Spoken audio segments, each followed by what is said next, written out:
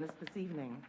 As the Judson Board of Trustees, we are here to set goals and policies and oversee the management of the district. We are responsible for approving budgets, contracts, personnel appointments, and to listen to reports from the superintendent. We are not here to make administrative or management decisions pertaining to the daily operations of the district. This is the responsibility of the superintendent. In compliance with the State Government Code on Open Meetings, tonight's agenda has been appropriately posted.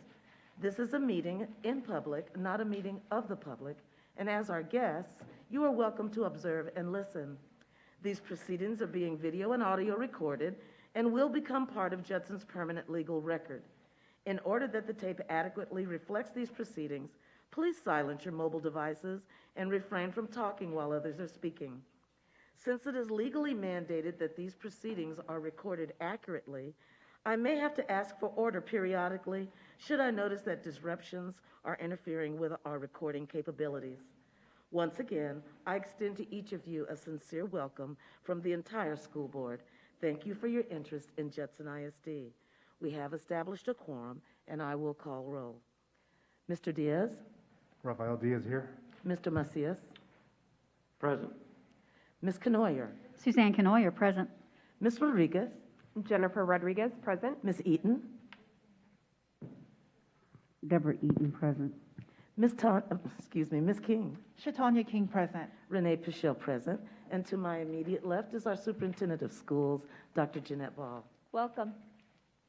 At this time, would you please stand for our invocations and our pledges?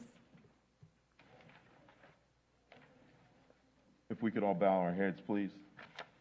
Can you hear me? Thank you. Yes, sir. Dear Heavenly Father, we come to you again saying thank you. Thank you for another opportunity to do your will here in Judson ISD. As we go into the 2021 or 2021-22 school year, we'd ask for a hedge of protection to be placed around the students, the parents, the faculty, the staff, our community as a whole. Keep us safe, Father God. Guide our board members and superintendent as they lead this district in their decision-making and in their actions. Personally, I'd like to ask that you bless everyone in Judson ISD for all the well wishes and prayers that I received over the last month. As you manifest all these things, I would ask that we be careful to give you all the honor, all the praise, and all the glory. It's in Jesus' name we pray. Amen.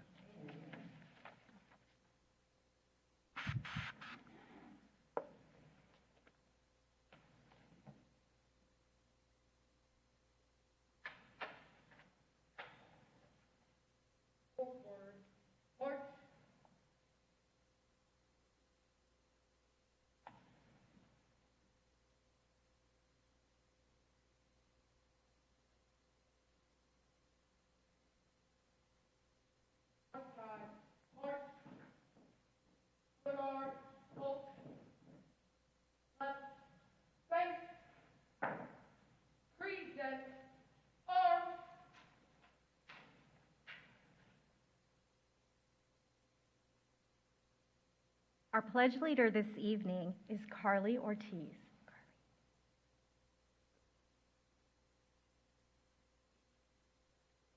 Carly is a fourth grade student from Wortham Oaks Elementary. She has been part of the Judson ISD school since pre-K. Her favorite subject is math, and she is very excited to start this new school year with her new teachers, Ms. Keller and Ms. Sugar. When Carly is not in school, she enjoys gymnastics. Thank you for leading our pledges, Carly. Pledge allegiance to the flag of the United States of America and to the republic for which it stands, one nation, under God, indivisible, with liberty and justice for all. Honor the Texas flag. I pledge allegiance to thee, Texas, one state under God, one and indivisible. Order. Arms. Ready. Face. Forward. March.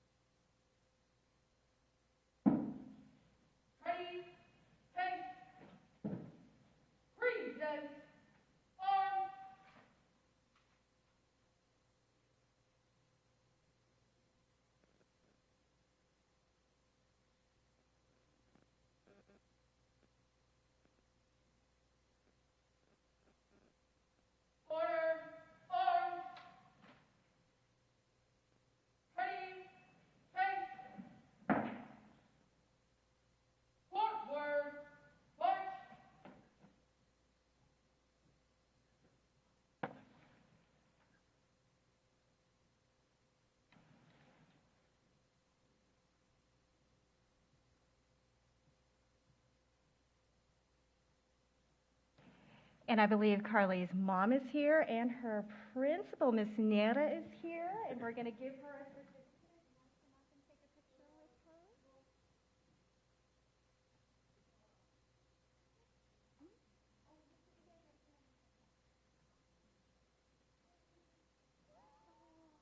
You want to come up and take a picture with her?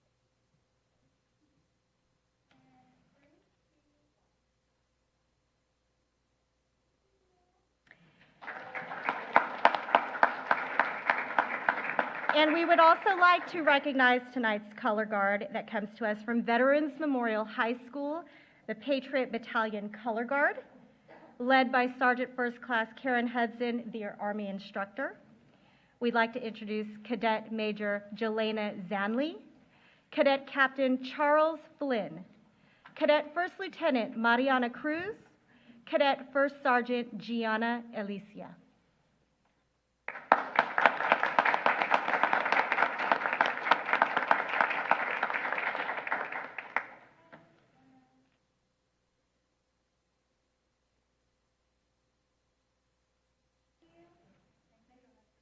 Thank you.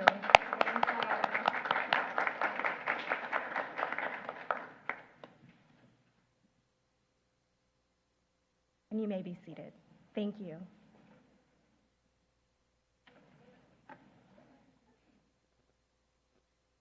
We have a few recognitions this evening.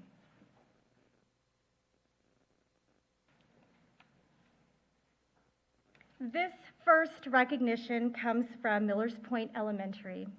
This teacher is well known in our district and surrounding areas. Her innovation and passion for music is truly evident as she not only fosters a love for music in all of her students, she also instills in them a sense of responsibility to serve and give back to the community. Mrs. Bonnie Anderson has paved the way for her students to show their love for music in the many performance opportunities they have been given, from the hallways at museums or state conferences to the rotunda at the state capitol, and even as far as New York City at Carnegie Hall. Congratulations to Bonnie Anderson from Millers Point Elementary for being named the 2022 Elementary Teacher of the Year for Region 20.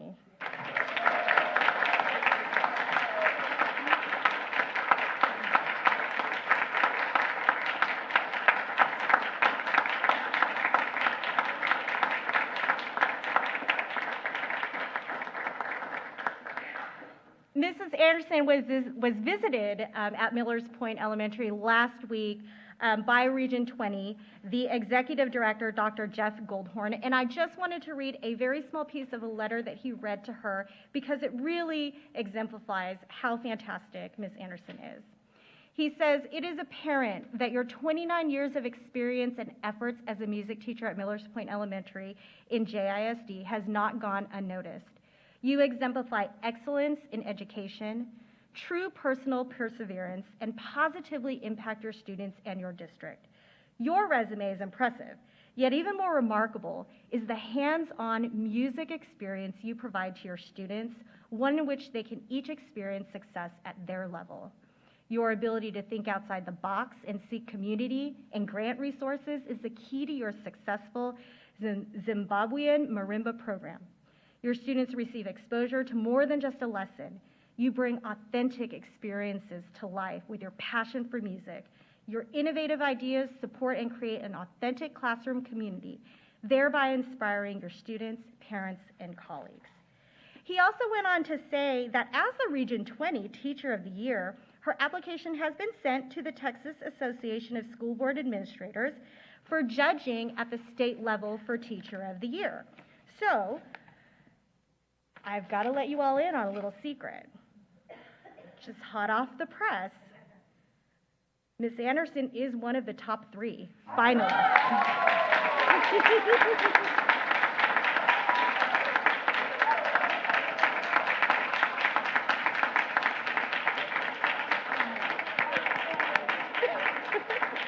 Miss Anderson, tomorrow your name will be formally announced by TASA as a top 3 finalist for the State of Texas Teacher of the Year.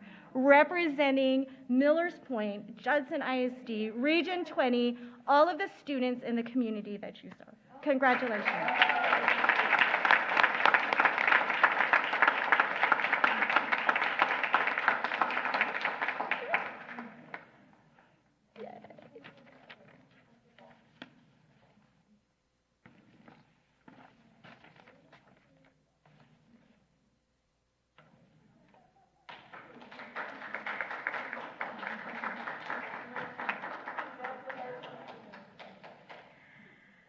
Our next recognition comes from Judson High School, where rockets fly. The Lady Rockets softball team ended their historic 2021 season with an astounding record of 35-3.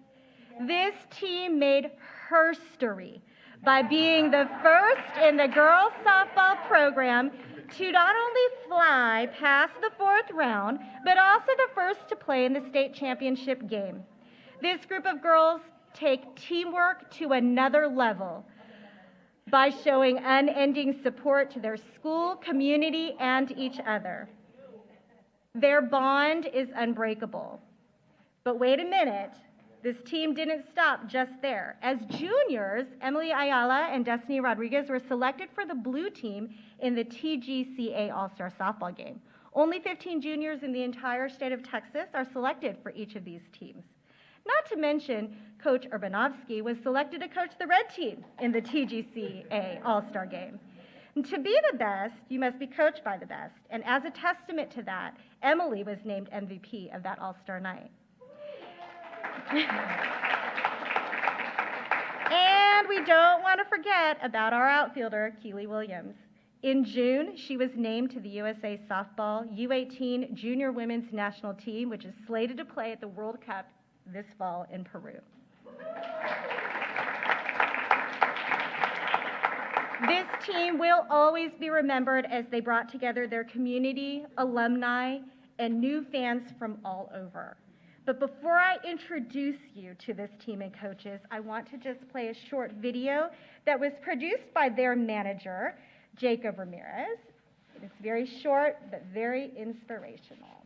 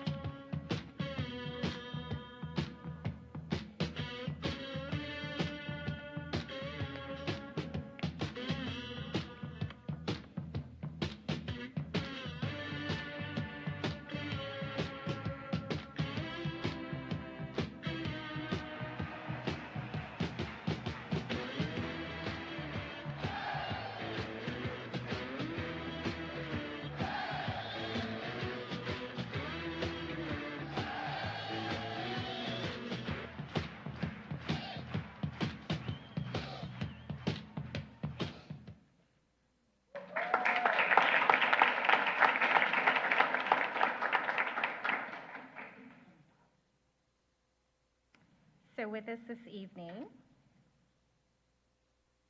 we have Ariana Alejandro. Wave it to us. Alyssa Keene. Mimi Thornton. Queen Dunn. Keely Williams. Destiny Rodriguez. Emily Ayala. Head coach Teresa Urbanovsky. Assistant coach Andrew Fields. Not present this evening, definitely part of the team, Aaliyah Pacheco, who is out at Bethany College, Jada Leal, Melissa McDaniel, Brianna Hernandez, Lauren Ramos, who is attending St. Mary's University, Samara Sanchez, who is attending Jarvis Christian University, Angelica Pineda, and Michaela Barrera. Congratulations, ladies.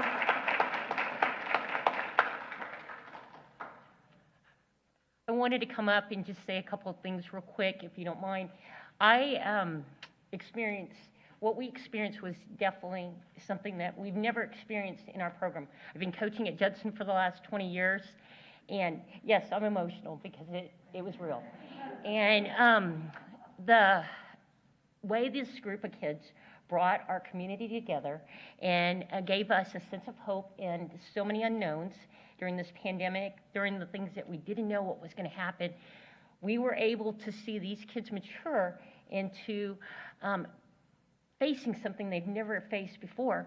In the process of facing this, I also became a better person and a better coach because I saw them have the perseverance and just the confidence to believe in something bigger than themselves. And that's the beauty of this group. When we were at the state tournament and through all these different games that we played, the reporters kept asking me, how are you so calm? You're losing 5-0, 7-0. And I knew we were prepared. But when Coach Rackley and Coach Arnold both spoke to our girls at different times in our postseason, they talked about a spirit. And the spirit is something that I think is very unique at Judson, within our Judson ISD. And the spirit of our Rocket pride and the pride that we have to play for something for this community was very, very relevant in how they played. And when I looked up in the stands, I knew that I talked about the X Factor. Our X Factor was you guys, the support we had in the community that we had right there with us, and holding our hands through some of the hardest times that we've ever experienced. Personally, our kids were able to weather the storm because we had you guys with us. And I'm going to compliment, Dr. Ball has been amazing for us. Our kids think Dr. Ball is a part of the softball program. They don't realize she's the superintendent, but Dr. Ball is part of us. And so are so many other people. But when we were at the state semifinal game and I was having to do a quick Zoom with Rockwall, we have our superintendent, Dr. Ball, right there in the meeting. We have Treva Corrales, our athletic director, and I have our 4 coaches, myself, sitting in this Zoom, and Rockwall comes in, and I feel like we are ready to, we are so prepared. And it was such a great feeling of just being at peace, knowing we didn't know what we were up against, but we had everybody there with us, holding our hands and saying, you got this.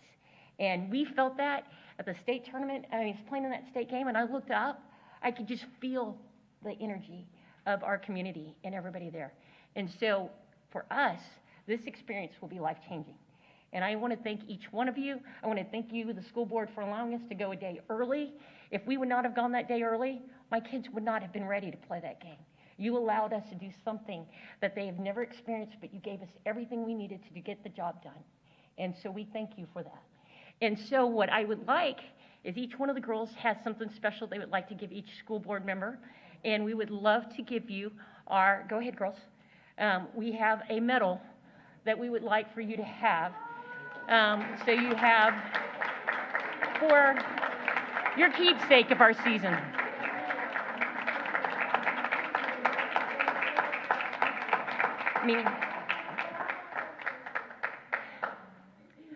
I'm going to let Mimi come up here. Mimi is a junior and senior. She was a junior going into her senior year, excuse me. And Mimi would just like to say a couple things. Coach Irby said it all, but what I want to do is thank all of y'all and just thank the community. Softball to us isn't just a game, but as you can see, it's just a community, and it's love, and it's empathy for one another, because us being all here is just better than anything. And we just want to thank all of you guys. We made it state. This year we'll win state. But thank you again, and I don't think anything would be possible without the support we have behind our community, and go Rockets.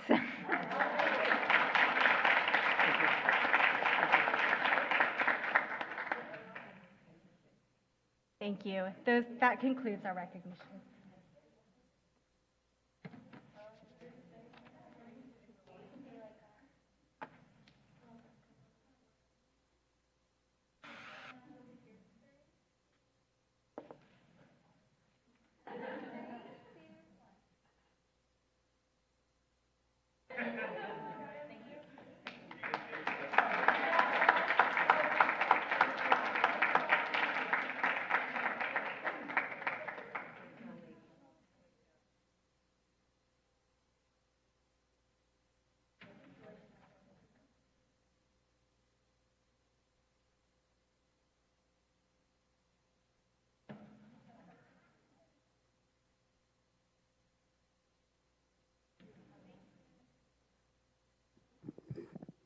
The next item on our agenda is the public comment period. This is the time for citizens, staff, and students to provide their comments to the board. As a courtesy to the public, the Judson Independent School District Board of Trustees allows time for public comments. Statements and questions from the audience will not be permitted during other portions of this meeting. So please sign up before you enter the room. We have comments tonight from 7 different individuals. Our first one is Elaine Perez. Item to be discussed, masking.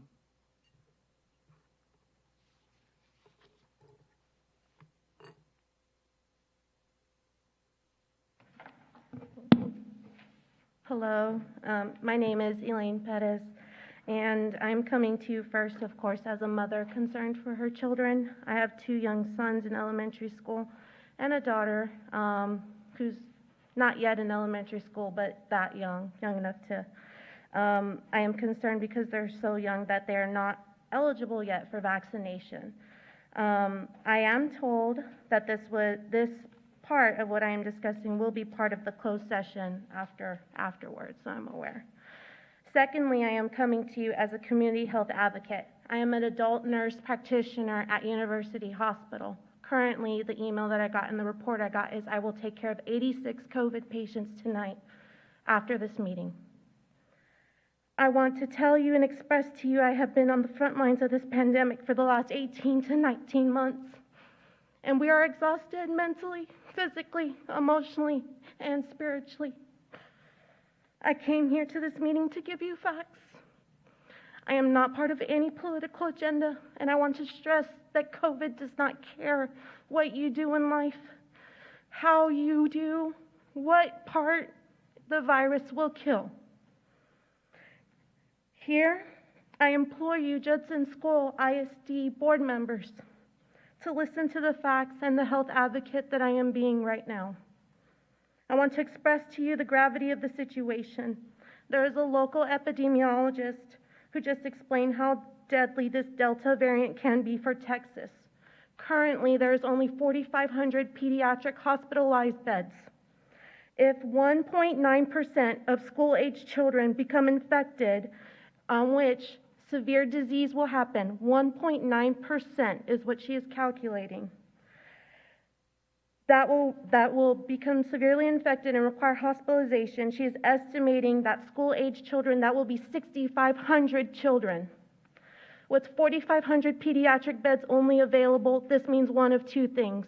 1, hospital staff must wait until a child is well enough to be home and discharged. Or 2, a patient must die in order for another child to be seen and get a bed. Let me stress to you that is about estimated 2,000 children that this local epidemiologist is worried about and is part of the public health, Bexar County Public Health Advocate. I want to stress to you that what we saw is that evidence-based practice shows that masking does work. The whole point of masking is so that the individual keeps their germs to themselves, to put it plain and simple. A person can become infected with COVID for 5 to 8 days before showing symptoms. They are contagious throughout this whole point. If a child were to go to school without a mask for 5 days, contagious, that is Monday, Tuesday, Wednesday, Thursday, Friday, before they show symptoms Monday or Tuesday morning. I am concerned with the health of the teachers. I am concerned for the health of the students.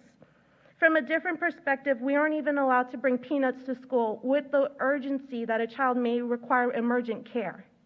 Ms. Perez, your Yes. 3 minutes are up. Thank you very much. I appreciate it. Thank you.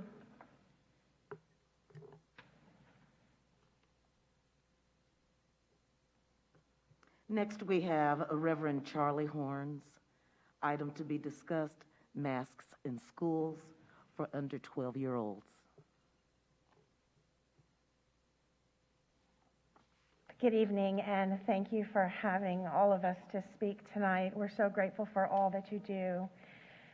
I'm the Reverend Charlie Hornis, and I'm an ordained Presbyterian minister and a board-certified chaplain.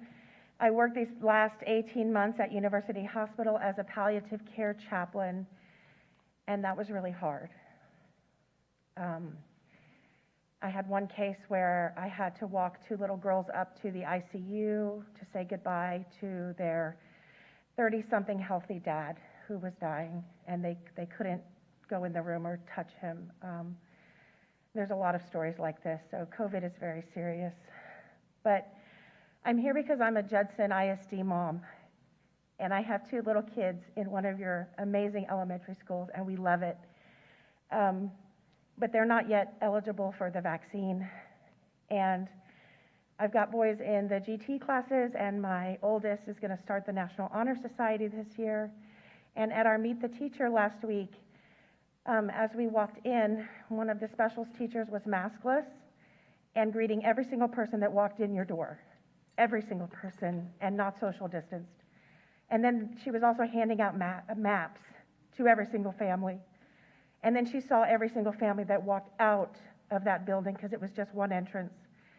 And on our family's way out, she said, unsolicited, I'm not wearing a mask, I'm not going to wear a mask, and I don't care if I get written up. And this is one of my children's favorite teachers. And I'm heartbroken, and I have not sent my kids to school this week because I'm terrified. Because when I reported her, I was told there's nothing that they can do. There are no tools in place, and they cannot guarantee that unmasked teachers, staff, and other children who choose not to wear masks will not be in the vicinity of my children and put them at risk and put them in the hospital where I was serving families that lost their family members. I cannot have my children in that hospital. I need you to have masks on your staff and your teachers and the children, because my kids belong in school. They must be in school. And we cannot have safe school without masks. So please, put masks on everybody if they're not vaccinated. The little ones cannot protect themselves, and we can't be there to protect them. Thank you.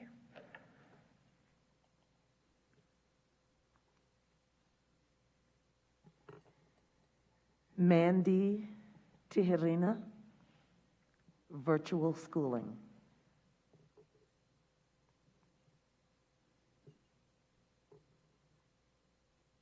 Ladies and gentlemen, thank you so much for allowing me to speak, for allowing us to speak and to address you all in regards to our kids, your students, your constituents. I have a son who's 10 years old who goes to Crestview Elementary. As of late last year during registration, I was informed that there was an option for virtual schooling, which I wholeheartedly, accepted and wanted for my child, as I had done the entire previous school year in order to keep him safe. It wasn't until last week at his Meet the Teacher that I was told that actually that option had been taken away. There was no virtual schooling option, and there was also no mandatory mask mandate. There were merely suggestions put into place, optional plexiglass if you want. And in my mind, this was absolutely horrifying in the sense that my son is part of a population of thousands here within Judson ISD who cannot receive the vaccine. I and many others are fortunate enough that we have the ability to, but not only does it go to the students who are 12 and under, but also to those students and or staff that are immunocompromised and cannot receive the vaccine. So because of this, my question that I pose to you all is, I assume that you all have contingency plans for when and if COVID raises to a certain level and or percentage here within the school district. What I, as a parent, would like to know is how many students have to become COVID positive, or how much of a percentage of your student population has to become COVID positive before you all allow for another virtual option for schooling. And again, and I say this having put my son through virtual schooling the entire school year last year with perfect attendance. He actually did better during his virtual school year than he did in the previous year while in person. And again, this is a question that I have posed to the Crestview Elementary principal with, of course, I've not received an answer. So I pose it to you all. And in the case that there is no answer, I have already opted to pull my child out of schooling. Because as a parent, his safety and his education are my two top priorities, as I assume it would be for any parent. Thank you. Thank you. Next, we have Marissa Terry, masks mostly.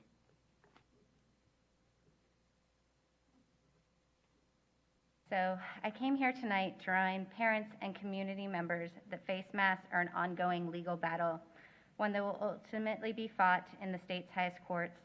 The issue, it could be argued, is not something the school board will be able to exercise discretion on, because both political representatives helping to wage this fight are not giving the school systems the ability to make an actual policy. The mask mandate creates the absence of choice. No matter a student's individual educational circumstances or services he or she receives, that student would be required to wear a mask. No choice could be made with the consideration of what is educationally best for that student, regardless of their educational diagnoses. That is not a mask policy. It does not allow for educational exceptions or exceptions of any kind. That is an absolute.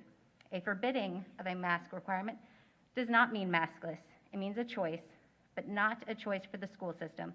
Not a policy the school system can create. No, it is a choice for the parents to make. That is also not a mask policy. So as angering as the mask debate can be, I ask that we all understand that it is not a policy the school board can determine, although that's arguable. It is a legal issue, the results of which they will abide by. It will not be a policy as we have thought of previously. As we have seen, however, several ISDs have attempted a loophole in the matter by regarding masks or face coverings as a component of the dress code. I ask that you all thoughtfully consider that a dress code does not negatively impact the education of those with learning disabilities, those receiving speech therapy, etc. Thus, anything that does potentially have a negative effect on learning, especially for students identified for special education services, should not be regarded as a matter of dress code. I have also heard parents ask the school system for remote learning.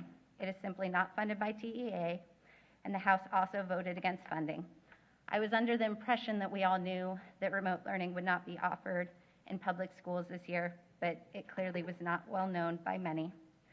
Teachers have not prepared to teach through remote learning. Jumping into it would certainly sacrifice in the quality of education students would receive.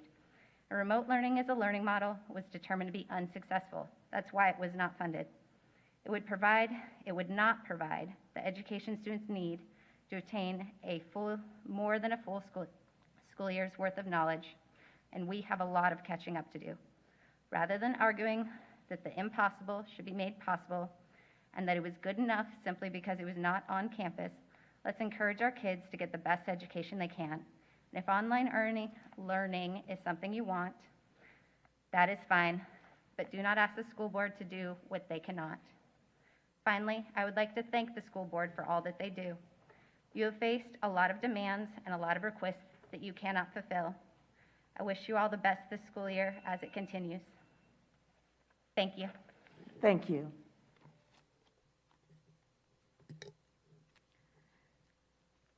Desiree Nolden, mask mandate.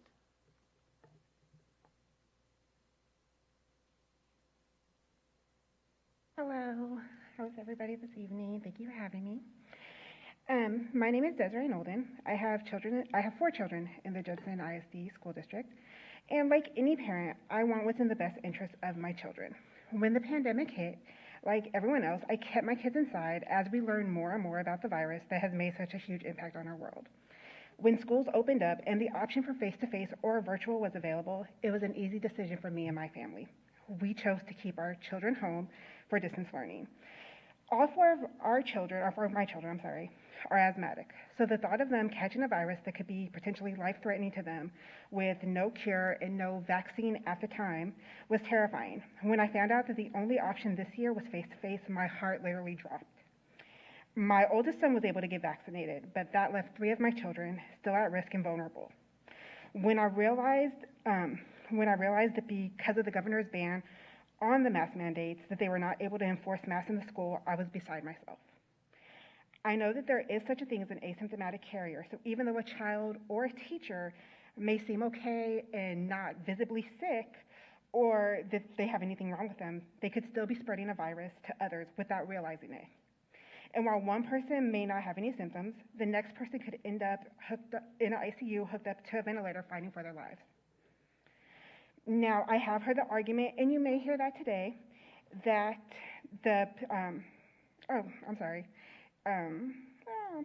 the pediatric death rate is low. And yes, 358 children doesn't sound like a big number, but if your child was number 359, that number would seem a lot bigger to you. Just like we use seatbelts and car seats to protect our children from the possibility of death in a car accident, I'm asking for the board members to please abide by the Bexar County mask mandate to help prevent the possibility of death from COVID-19 in our schools, where many of these children are not yet eligible for a vaccine because they are not old enough. Thank you for your time. Thank you, ma'am.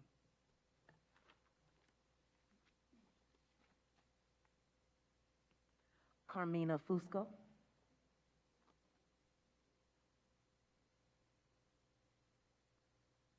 Good evening. I just wanted to say a couple of things.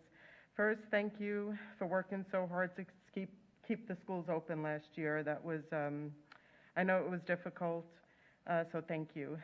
Thank you for all the recent meetings and committees that have been held also to improve the district. My main reason for coming tonight is to just say that I appreciate all the hard work that it must take to sit in these chairs. I also understand that you are faced with difficult decisions. As a parent of 2 children in Judson, I have been very happy with the level of education that they've received. It wasn't always easy, and they were often challenged. In fact, they spent most nights and weekends working on homework and schoolwork. And it's obvious just by seeing the students that you honored here tonight that Judson has the best students. And I truly believe in their potential. Honestly, I have felt that since the first day that I walked into Wagner High School. I believe in their potential. I think it's also important for me to respectfully request to keep the focus on the students and their education and their safety. Safety from cyber attacks and safety, physical safety within the schools. I believe that each and every student has great potential in them. The schools, in my opinion, should provide all students the tools and motivations for them to succeed and should refrain from anything that divides them or makes any student feel less than any other student. I think that will crush their potential.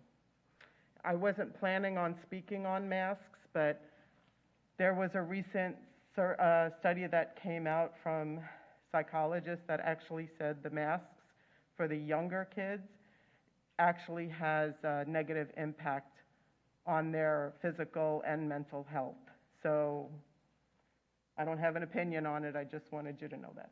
Thank you. Thank you, Ms. Fusco. Lastly, we have Lisa Lopez.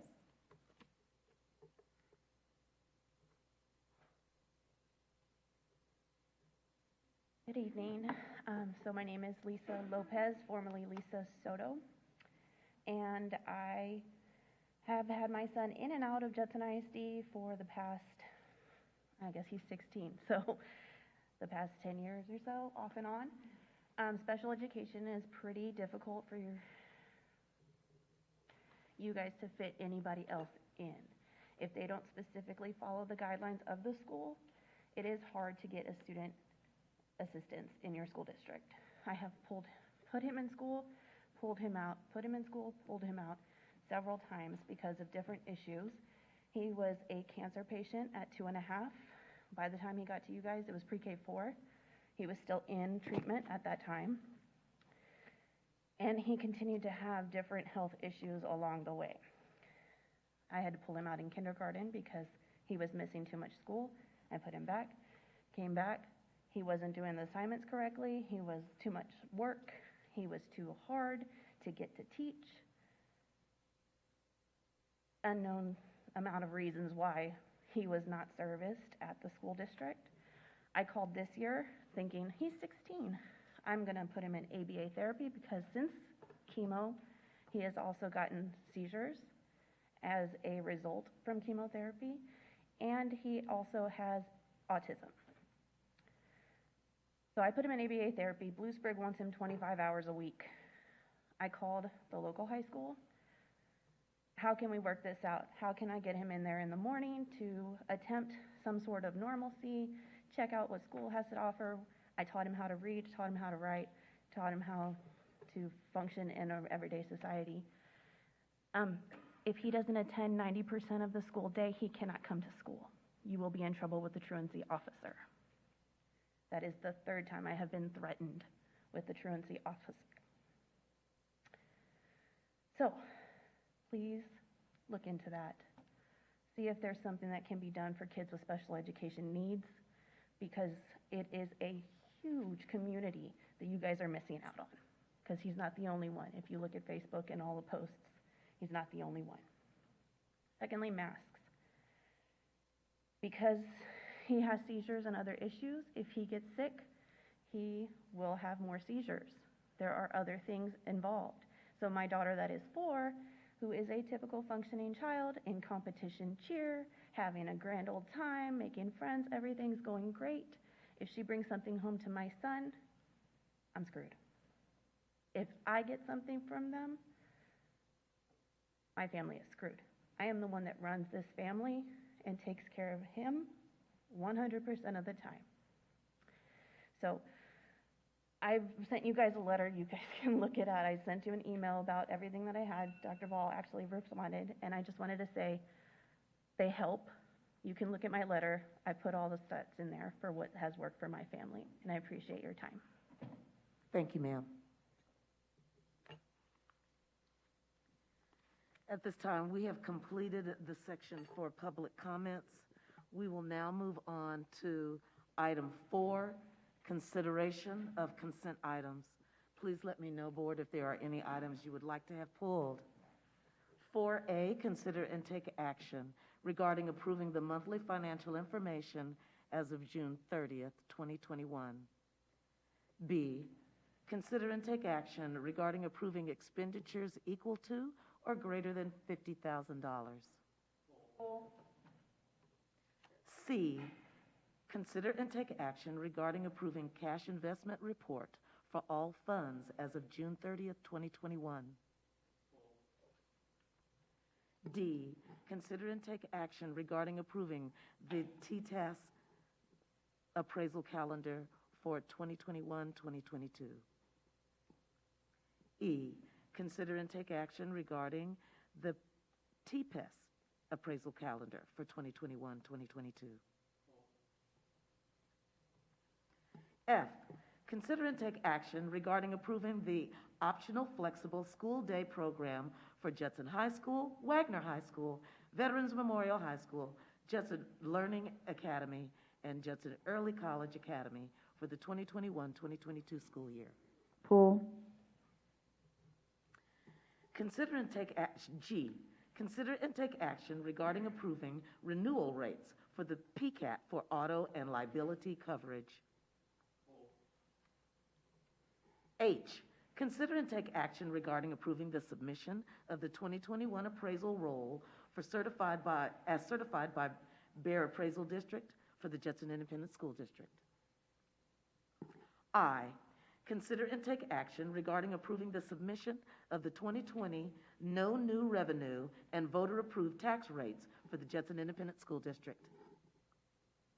J, consider and take action regarding approving the instructional materials for health selection and recommendation for the 2021-2022 school year. Pull.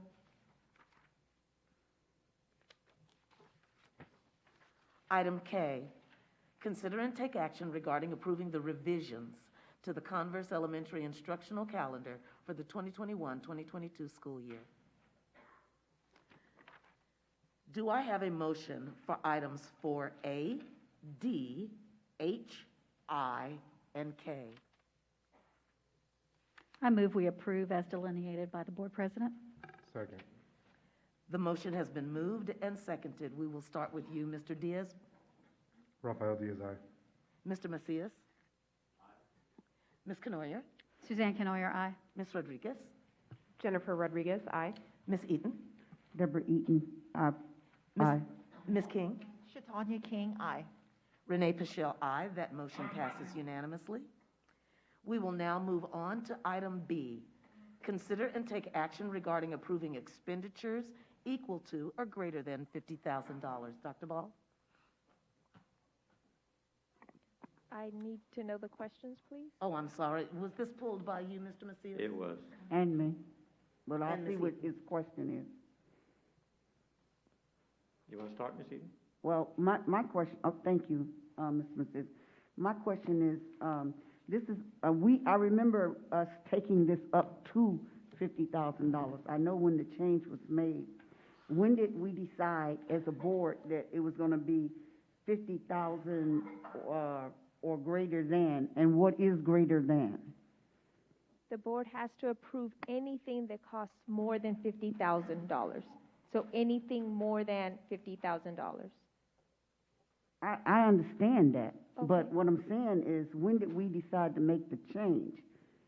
This has been When in we voted on changing it from what it was before. I can't remember, it's been $50,000 ever since I've been the superintendent, ma'am. but So- it wasn't greater than. Yes, ma'am, it Yes, has ma'am. been. It's- Yes, ma'am. Okay, I have to go back and look at the old agenda, but I don't think it said greater than. Yes, Thank you. You're welcome. Is there a motion? Oh, I'm I sorry, have Mr. questions, Macias. yes.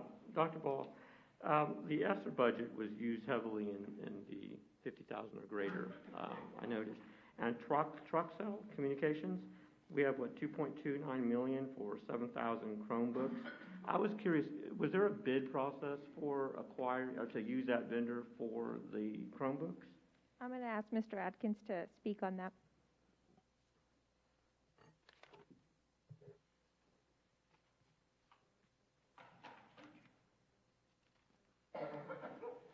Most of our technology purchases are either purchased through a DIR, which that's the division of, it's the state technology agency, and they have approved vendors that are already procured, or we go through buy board. And so we're guaranteed the best rate then through that process? The discounts are approved they do the bid process, and then we can ride that. Yes, sir. Okay, so there is some sort of bidding that's taking place Yes, with sir. that. Okay.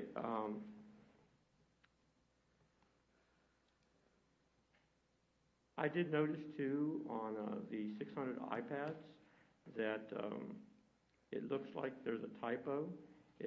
There's a zero missing, so it's either 24,900 or 249,000.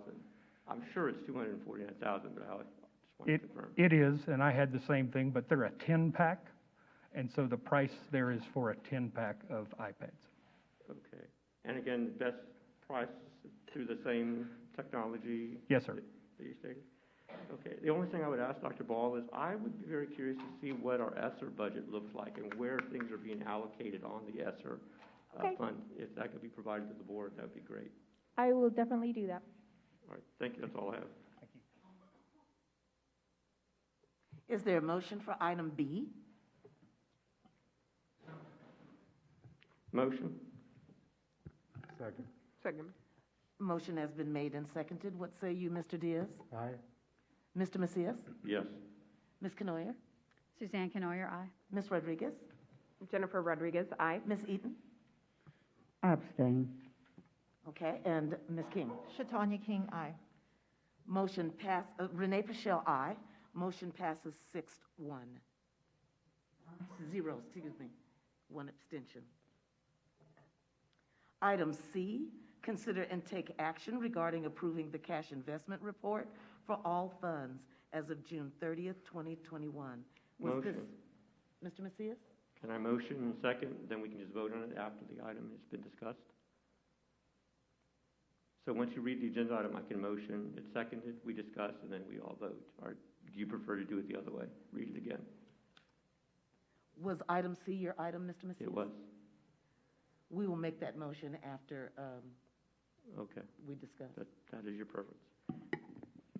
So my question is regarding construction series 2013. I noticed there's $419,282 that's still sitting in that account that's going to be invested. I wanted to understand what eventually will happen with that $419,000 and how long are we going to keep investing that portion of the bond budget? Again, I'm going to defer to Mr. Atkins.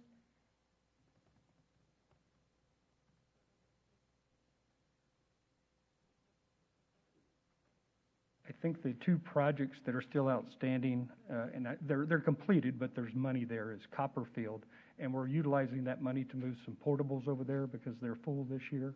And the other one is Veterans, and we're going to be combining that when we do a parking lot back there on the 6 acres that we purchased by Veterans. Okay, so that obviously invested, we get a little bit more money. Yes, I sir. want to say that what I read in the report showed that we had it sitting out at $435,000 now. Does that sound correct? It's around 400,000. I mean, I could go back and look at the exact Okay, I'm just report. trying to figure out, again, the investment part of it. We have 419 that I think it started, so we've made the investment with this company. Correct. The 419 is invested, and then we carry the remaining of that as unencumbered interest. Okay.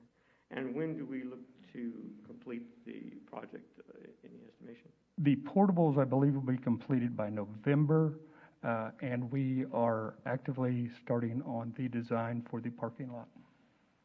Okay, thank you. Mr. Macias, would you like to make that motion now? Yes, I motion. Second. We'll start with Mr. Diaz. Mr. Diaz? Rafael Diaz, aye. Mr. Macias? Yes. Ms. Canoyer? Suzanne Canoyer, aye. Ms. Rodriguez? Jennifer Rodriguez, aye. Ms. Eaton? Deborah Eaton, aye. And Ms. King? Shatanya King, aye. Renee Pichelle, aye. Motion passes unanimously. Item E, consider and take action regarding approving the TPES appraisal calendar. And that, too, was you, Mr. Macias? That is correct. My question here was, I noticed that Ms. Robinson has been assigned now to do the principal evaluations, and her calendar looks robust. There's a lot of principals that she'll have to be meeting with during October through February and so forth. Last year, did we provide a P-test, or because of the pandemic, was that sort of? We did no evaluations last year for the past 2 years. Okay, and that is, I kind of thought, but I wasn't 100% sure. So in absence of Ms. Robinson doing the evaluation, it says a designee. Who would be the designee? Another senior staff member or myself. Okay. And I'm sure Ms. Robinson is ready to tackle this whole thing, but yes. Is it a lot added to her plate to do individual evaluations for every principal in the district? It's the job she's been assigned to do, and I feel confident she can do it. It's a big task. All right, thank you. Do you have a motion, Mr. Macias? A motion? Second. And we'll start with Ms. King. Ms. King, what say you? Shatanya King, aye. Ms. Eaton? Deborah Eaton, aye. Ms. Rodriguez? Jennifer Rodriguez, aye. Ms. Canoyer? Suzanne Canoyer, aye. Mr. Macias? Yes. And Mr. Diaz? Rafael Diaz, aye. Renee Pichelle, aye. Motion passes unanimously. Item F, consider and take action regarding approving the optional flexible school day program for Judson, Wagner, Veterans, JLA, and JECA. Mr. Macias? Yes, I love this strategy, and I think the purpose, as I read, was designed to increase graduation rates and prevent risk from dropping out. I wanted to know, just as we are a data-driven district, what that benchmark is starting out of the gate. Because if we're going to incorporate this strategy, I'd like to know where we're beginning. Do we have any ideas what our current? I have to tell you, I was not prepared for this one specifically to be pulled, so I'll get you that data for you. If you could provide it, it's not like I need to know right this second, but certainly would like to look at what that looks like so that we stay on course. I would think, and I haven't looked at the reports neither because everything's been sort of, with the pandemic, just different, but we're doing okay with graduation and dropout rates, relatively speaking. But it would be good to kind of see where we're starting with this, and as we implement. This isn't the first year we've done this, right? It's the 7th year. So obviously we should have some really good track record on how this is working, and if we've seen any fluctuations, if this is the intent of it. Yes. And then I didn't understand page 43. It has the text of the Veterans Memorial and/or JLA, and again, look on page 43. I don't even have my iPad. I can't even get into my board book, but I remember reading it physically. And at the bottom of page 43, there was something that said Veterans Memorial High School and/or JLA. I'll definitely look at it, sir. Right now, I'm searching for page 43 myself, but do you want me to continue to look right now or to get back to you? If you can get back, again, none of this, the bottom line is I just want to understand that better, because it looked like to me it should have just been Veterans Memorial. There's no and/or. It's either Veterans Memorial and JLA. Why the or is in there, I don't know, and/or. So I was a little confused by that. I want to be clear. So yes, ma'am, if you could communicate with us, that'd be great. And Ms. Eaton? Thank you. My question was, does this affect the calendar that has already been put out, or was this factored in when that calendar was developed? No, this is factored into that. So, I mean, then why do we have to vote on it? The state requires us to specifically ask the board to approve optional flexible. Something that's already been implemented. It's the wording that the board has to approve is the optional flexible school day program. Okay, and it won't affect the students as far as the courses that they're in because they were already scheduled for them, right? It will not negatively affect the students, no. Okay, thank you. Is there a motion for this? Oh, Ms. Canoia? Yes, ma'am. Dr. Ball, this program is for credit recovery, most importantly, isn't it? Yes. Okay, so this is what happens after school, after hours, and doesn't take away any school days. So these are for students currently enrolled who need credit recovery. Correct. Thank you.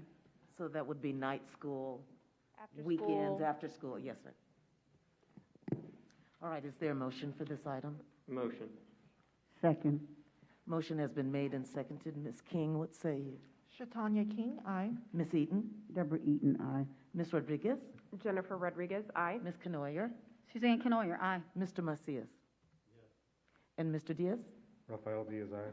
Renee Pichelle, aye. This motion passes unanimously. Item G, consider and take action regarding approving the renewal rates for the PCAT for auto and liability coverage. Was this you, Mr. Macias? Yes, it was. I noticed in the description that it's a renewal, which means we've had this for a little while. It looks like it's specifically for auto claims or something to that area. Does that sound about right, Dr. Ball? Yes, that is correct, sir. It's Okay, for the auto and liability coverage. Okay, when I looked at the body of the agenda item, it looks like they cover things like our cyber attack. There's other things that they cover. Is it a menu of things that they're offering, or is it a menu of things that they're already covering and we're only renewing the audio part of it? I'm going to ask Bill to correct me, but I do believe that right now we're just talking about just the auto and liability. Oh, there we go. Bill's coming up. Yes, sir. We are renewing everything that is listed there. One of the things with the cyber coverage, we are actually actively looking for additional cyber coverage, just to see what the rates are. And so we're working with the broker to do that. Well, and so then it's not just the auto, we're renewing the entire menu? Yes, sir, we are, and working with them, if we find other cyber coverage, they will just swap this out. Okay. I mean, obviously, on record, I'm just very dissatisfied with the whole thing with the cyber and our insurance. And I would be really reluctant to say let's renew if we're dissatisfied with portions of the plan. So anyway, I wanted to kind of ask why we're renewing if we have the option to find someone else later. Well, even though we're going to try and get some coverage, most of the applications we have filled in, if you have had a cyber attack within the last 12 months, will not cover you, but we're going to go ahead and try. Okay. So I don't know. Anyway, that bothers me a bit, so I'm just a little concerned about that aspect of it. Just like in any policy, if we just drop that, we don't want coverage from them, they won't bill us, we can't get it anywhere anyway. Correct. So, We can choose to not take the cyber coverage. because I'm sure we're paying a fee for that, right? Or not? Yes, sir, we are. Okay. So if we're not, I'm personally not satisfied with the insurance and the cyber attack process. I don't want to pay for it again, just, I mean, even though we are not even eligible anywhere else, you say now for 12 months. Well, and so what our process was to go ahead and approve this with the broker saying if somebody's willing to cover you, we'll swap it out, and we'll get the better coverage. And we would have to bring it back to the board because there would probably be additional cost. But I would be concerned going into next year without any cyber coverage. Okay. Yes, sir. All right. Dr. Ball, you have any other comments on it? I would just agree with the same thing. I think that this is certainly better than not having any. And at this point, since we're with them, we have some coverage? Yes, sir. They've agreed to give us the exact same coverage we had this previous year. Okay. All right. Thank you. Ms. Eaton? Thank you. I'm sorry. Mr. Atkins. Mr. Atkins.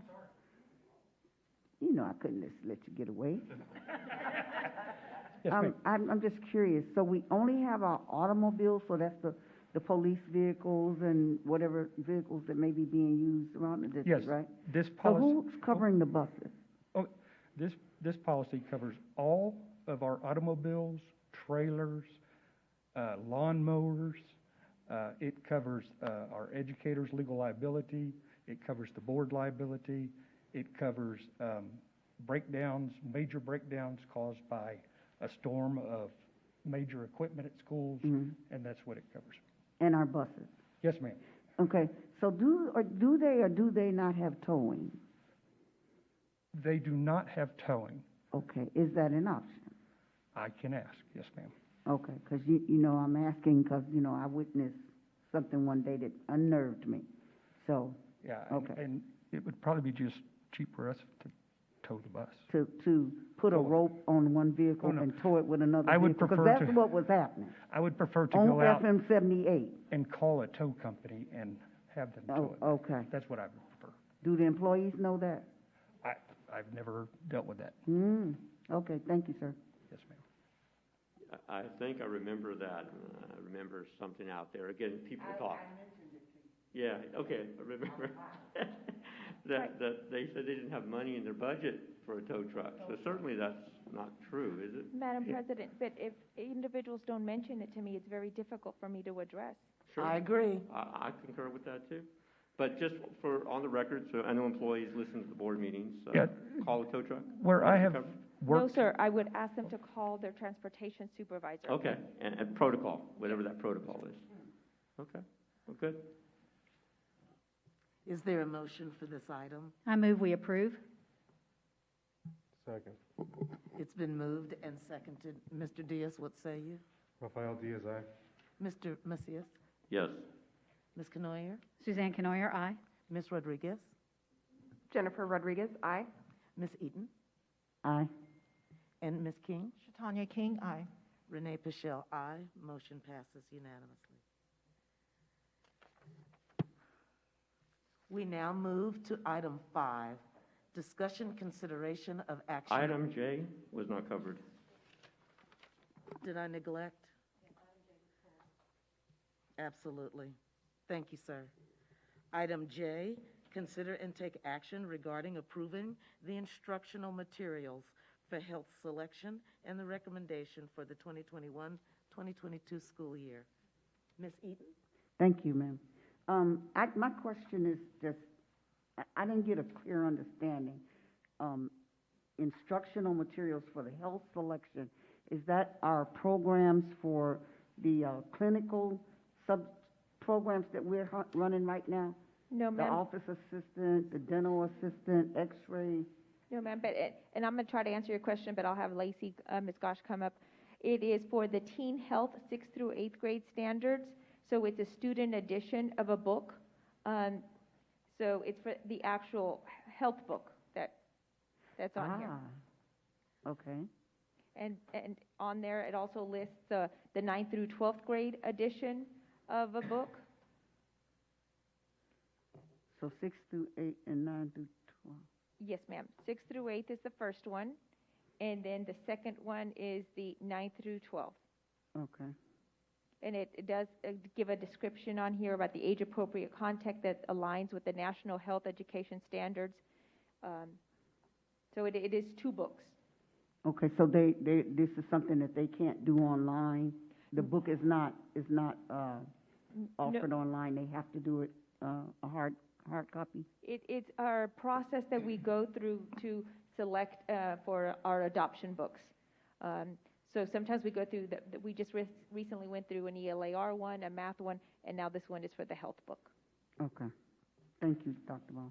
Yes, ma'am. I had a question as well. Yes, sir. Is it a digital book? Does the book come digitally? I'd have to ask. Yes. Are we planning to use the digital mode only, or is it going to be Lacey, actual? will you come up and share a little bit more?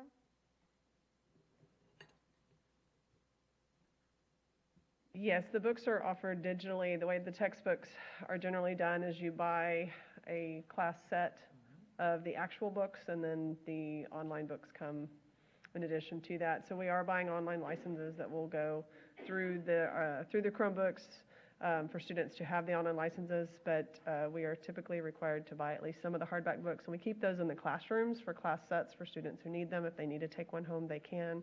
So we do keep some standard textbooks that come along with it, but we are purchasing the digital versions as well. Well, and I didn't see a cost on here. Did I miss it? Was there a cost? This is just for the adoption piece of it. It's Just to just the say what that piece? this is just the adoption of the actual books themselves. Okay. In terms of what we are placing there on the campuses for that particular course. So this would be for the high school and the junior high credit course. So for health. once the board adopts this, this shouldn't raise to 50,000 plus. I would imagine it would be under that. So Dr. Ball, you'll be able to take care of it from this point, or? No, not necessarily. Not necessarily. No? Okay. So if it is 50,000 plus, or we'll see it again and discuss? That is correct. The instructional materials allotment, we just received the information today that it will be announced, I believe, tomorrow. We will get, so we have not been given the allotment totals yet. Okay. For this upcoming year for the purchase of those due to the legislature meeting as well. So once we have those dollars, then we will know more about what's in our instructional materials allotment from the state. But once we go to actual purchase, you may see it again if it is in excess of $50,000. Well, that's what I didn't see any type of dollar amount attributed to it, so it's kind of not sure. But that makes sense, and appreciate that clarity. Thank you. Ms. Eaton? Ma'am, Lacey. I'm sorry. I just have a question. So this is going to, okay, because like with my college classes, working on that PhD, as long as you have a digital form of the book and the hard copy form of the book, like this year when we went back, there were some changes and updates that, because we had both, they made the changes and updates in the digital copy, and so we didn't have to buy a whole nother book. So will this possibly be treated the same for our students at high school and elementary, middle school level? Yes, ma'am. It typically depends on the licensing that you buy for it. If you buy 1 year versus if you buy 8 years. So if you buy 8 years at a time, it would automatically renew and they would make changes to the digital version. They do not send you new copies of the printed version. So the Right. printed version is the original that you received, Just but the the, digital versions, digital. if there was a change to it, it would be updated. Well, That that's is good. correct. That would save us a little money. Yes, ma'am. Thank you, ma'am. Is there a motion for item J? Motion. Second.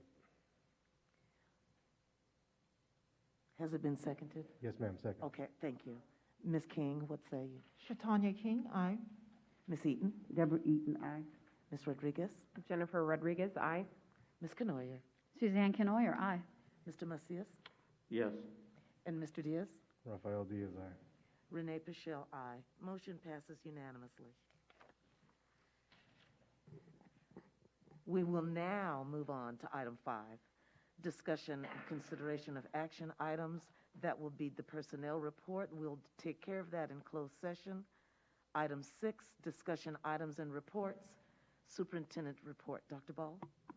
Yes, everybody has the construction update report, and if there's any questions, we'd be happy to answer that. In a few minutes, we will also give a report on the previous bond report, but the very first one to go up is we do have a report on our early literacy indicator benchmarks, which Ms. Davis will be giving that report.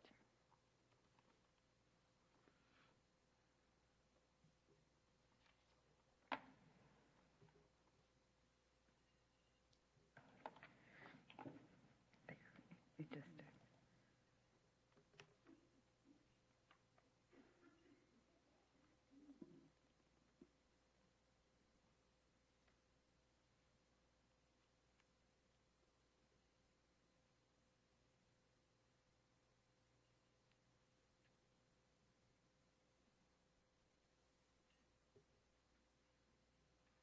Good evening, board members, Dr. Ball, and Madam President. Today, the curriculum and instruction team is very happy to share with you reports on the primary reading growth here at Judson ISD. As you know, this board has really taken a lead and pioneered some actions at the primary level. And when I say primary, I'm referring to pre-K, kinder, first and second grade, to ensure that we focus on closing the gaps, especially more so now that we're seeing greater gaps with the effects of COVID-19. Several years ago, this board took the initiative, prior to it becoming a law, that we extend our pre-K4 to an all-day type of education. And then last year, we adopted pre-K3 across all of our elementary campuses. Then, this year, we have implemented pre-K3 and pre-K4 for all students, whether or not the state requires them or allows them to take free pre-K. Last year, we also implemented state-sponsored universal screeners that allow us to formatively assess children, to give them a diagnostic exam, and then every periodic measure be able to assess their growth. We also focused on providing training in instructional resources that were approved by the state and focused on the science of reading. Specifically, we purchased decodable text for all of our kinder and first grade students.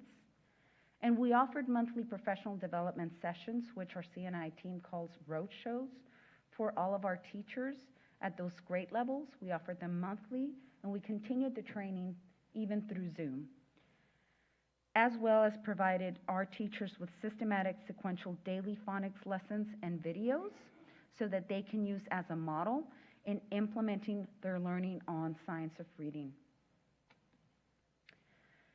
The state issued a state reading academies for our teachers. And despite the circumstances last year, this district decided to implement the reading academies.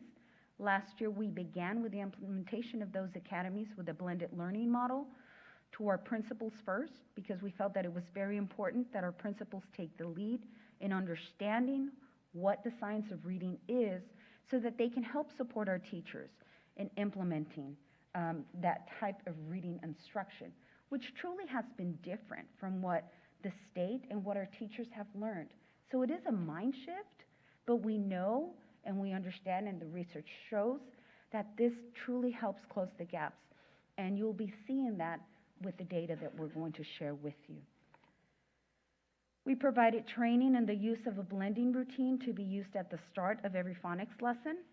And we know that this was something we wanted to target because our benchmarking data showed that this was an area that we needed to target.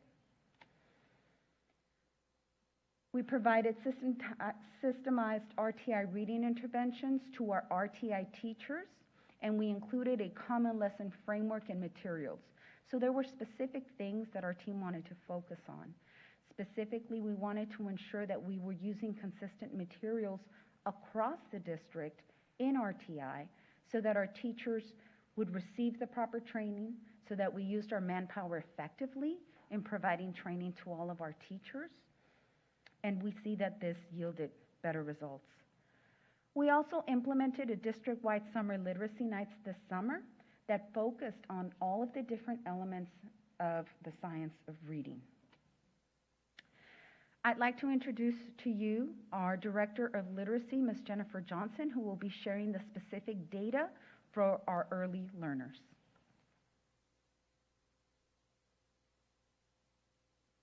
Good evening. My name is Jennifer Johnson, as Ms. Davis said, and I am thrilled to come and share some information about the learning that our students were doing. Even in the midst of COVID chaos, we're seeing some gains. And that's one of the passions that I brought with me when I came here to Judson ISD. You can look at our pre-K4 data. At the beginning of the school year, we had 16% of our students entering on track. This is an assessment that comes from CLI Engage. It is an assessment that all the students are administered, and then the assessment outlines for us students and gives students colors, and those different colors indicate whether or not they are on track, at level, or if they are falling below level.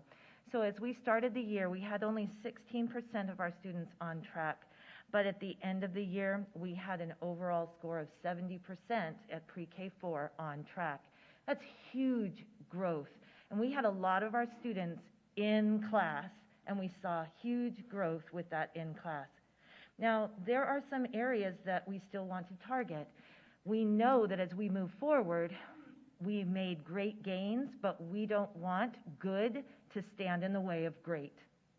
And so I'm noticing here in vocabulary, that's something we're going to continue to work on. But we made gains in phonological awareness that I just have to celebrate. 77% of our students finished the year on track in the area of phonological awareness as the overall measure. This is huge because it was an area that many of our teachers needed support in. And so we provided professional development for our teachers so that they learned about phonological awareness and how to teach it. They were able to turn that around this last year, even in the midst of all that was going on.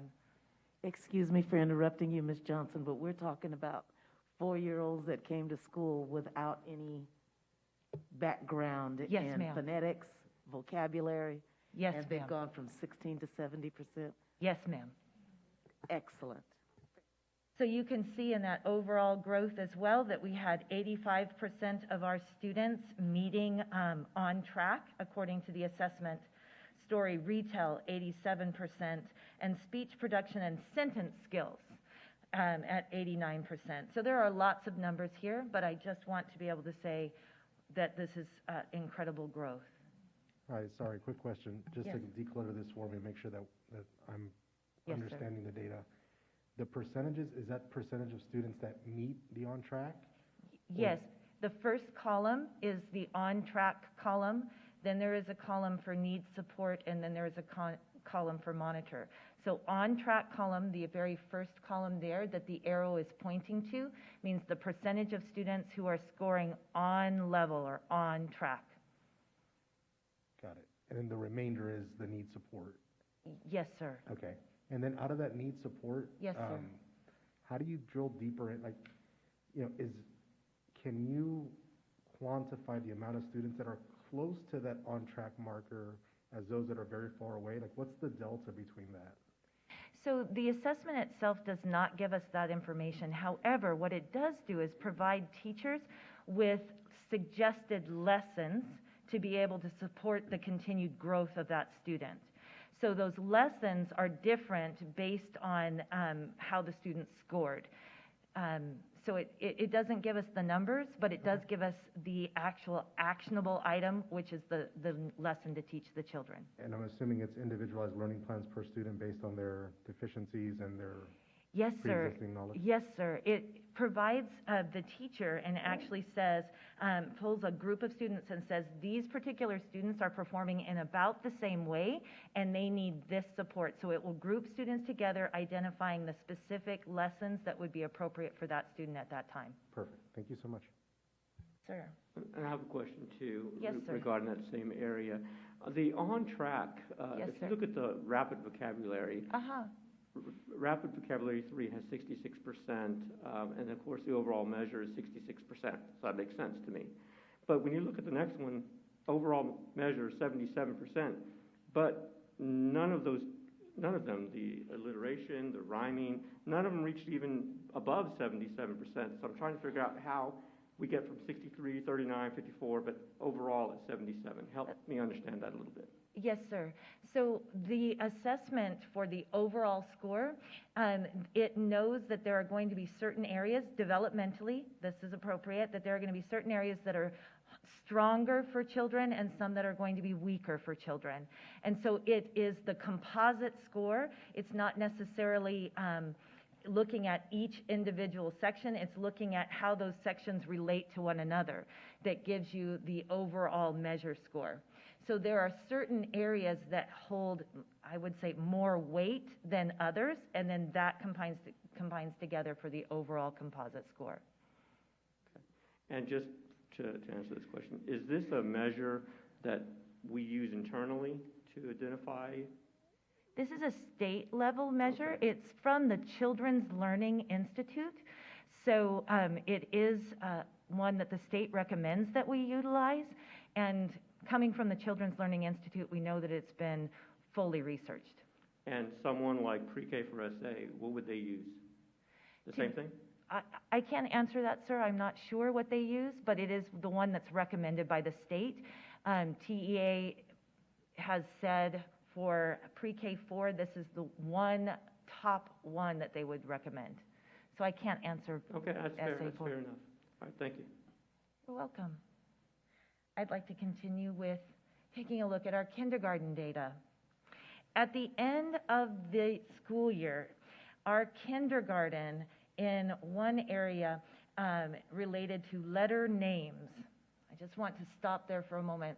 The beginning of the school year, many of our children came in quite low in the area of letter names, but we finished with 91% of our students on track in naming letters.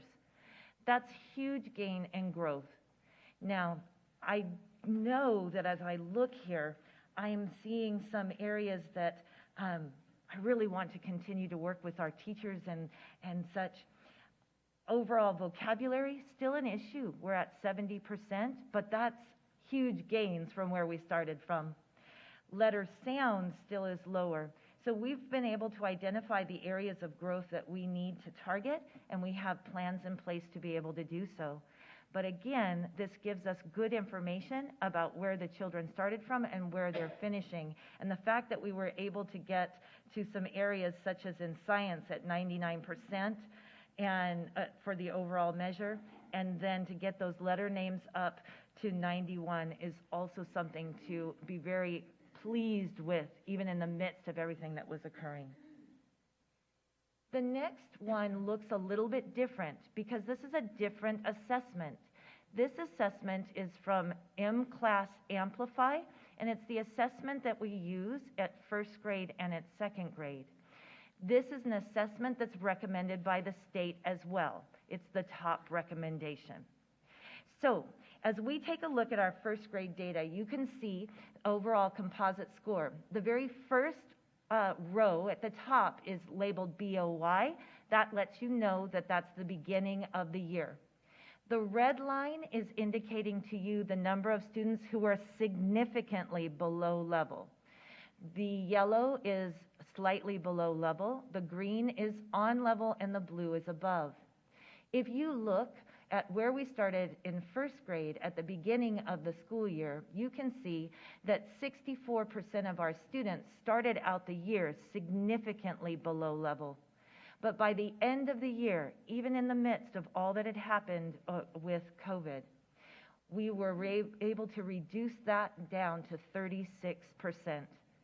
That is wonderful growth. So if you look at the second grade, you can see we also had a growth. Not as great as what we saw in first grade, but that growth was there and continued. Is there a question about the look of this assessment?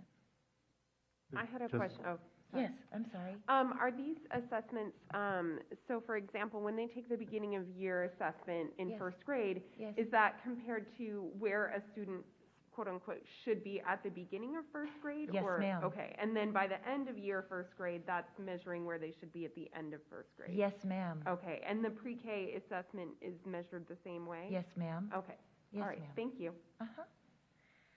And then just to make sure that I don't take anything for granted. Yes. So with the data that we saw at Kinder, which was great, so those students will be moving up to first, so our starting point at the beginning of the year will be a lot better than 64%.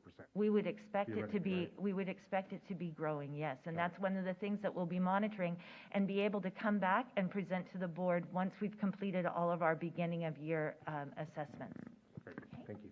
I have a question. Yes, ma'am. Is it possible that, in order to keep them from doing, what we call summer brain dump, that we have something that we can offer them during the summer without calling it summer school to just help them retain so that when they come back for first grade, they're not, so far behind? I'm thrilled to be able to share with you. Ms. Davis or Ms. oh, Johnson, I'm sorry. no, it's okay. Either one of y'all, after you do this, will you share all the things you did do in the summer for the early literacy and everything? If you don't mind, after this presentation, Ms. Eaton, they'll share some great things that they did do. Thanks. Of course. Okay. And then, this is something we have to focus in on, and I'm glad that I have the opportunity to do so. In the area of phonemic awareness, as I mentioned earlier, there were a number of our teachers that did not have a strong understanding and background in that area. And so we provided very targeted professional development all throughout the year for the teachers. As they learned, they were able to turn that around to their students. You can see that in the area of phonemic awareness, in first grade, we had students who, at the beginning of the year, 71% were significantly below level, below expectation, and that was reduced to 33 by the end of the school year. That's huge growth for our students, and our teachers should be commended for that. In addition, for second grade, if you take a look at our data, this happens to be reading accuracy. This is oral reading accuracy, so it's the number of words that a student is able to read correctly. At the beginning of the year, we saw that there were 40% of our students who were significantly below, and we ended the year with 19% significantly below. But I'd like to be able to point you in the direction to see what we really want to focus on, and that's the green. At the beginning of the school year, 46% of our students were considered on level, but by the end of the school year, we were able to bring that up to 73%. So to really see that extensive green line is something that has to be celebrated. Thank you. So you can see that with the specific items that we shared with you at the beginning of the presentation, we were able to see these gains amidst COVID-19. We say that because our work is not done. We've made some improvements, but we know that there's still much work ahead of us. And so these are some of the things that we will be focusing on this school year. We're going to ensure that everybody maintains the integrity of time in the ELAR and math block and follow the JISD frameworks as monitored by the campus administration. Now that we have had teachers go through the reading academies, we would like to designate clinical classrooms once they have completed those reading academies. And some campuses were excited to offer campus-based parent reading academies once the campus administrators have received their training and at least one grade level has completed the state reading academy, which we have. because we know that learning begins at home with our parents. And this is similar to what we did with our summer literacy nights. We're going to continue the reading academies through the blended format for first and second grade teachers during this school year, as well as our assistant principals, and of course anyone who is new to third grade and any new principal, because those people received them last year.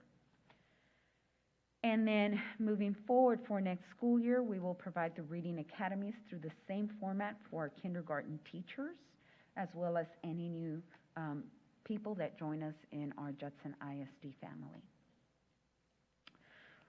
We're also focusing on, we have developed and the implementation, we're going to focus on the implementation of now a consistent, systematized math intervention program for all of our RTI teachers, so that we would include common lesson plans, common frameworks, and the time that we spend in providing that professional learning and support is there. Obviously, with what we shared with you, we cannot help but be excited for the next chapter. Thank you all very much. Oh, summer school, yes. We And did. not just the summer school component, also the extra literacy nights that were done too. Yes, we were very excited. First of all, we knew that our children, all of our children with virtual learning, there were some gaps that were showing. And so in order to continue that learning and to bring the parents in, we developed, Ms. Jennifer Johnson developed 5 specific literacy nights. All of our elementary campuses implemented them. And we had our families come in, and each night there was a focus on one of the components of effective literacy for specific grade levels. We plan to continue those nights throughout the school year and moving on, because we want to ensure that we reach all of our families.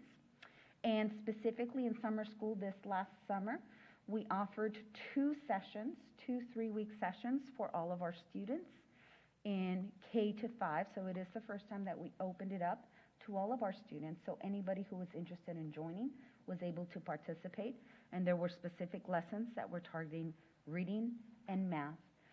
Also, we implemented a component that Ms. Robinson worked on called Mind, Body, and Soul, so the students did not just receive reading and math, but it truly was a comprehensive program for the student that began at 8 o'clock and finished at 2:30. And so it truly was a full day of instruction, but it was also fun, it was engaging, but it truly focused on closing those gaps. Yes, ma'am. Sorry, I like to geek out about data and goals and stuff. So right before the pandemic, we were working on goals that were required by the state through HB3, I believe it was. And then, that kind of fell off the wayside because accountability measures were suspended for a little bit. And so I'm curious as to if that process needs to be picked up again this year, and then how are we using this data to set, like, for example, our 3rd grade reading goals, which these, the 2nd graders in this data are. Yes, that's a great question. I know several of you participated in the first district early reading long-range planning committee, and that has not fallen by the wayside. Even though last year there were no accountability scores, those campus plans were implemented and they were monitored. So the reason that we feel we made these gains is because the district plan was developed and the campus plans were developed. So what's going to happen is at the beginning of the school year, which just started, we've opened up our boys screener timeline, which closes at the end of September.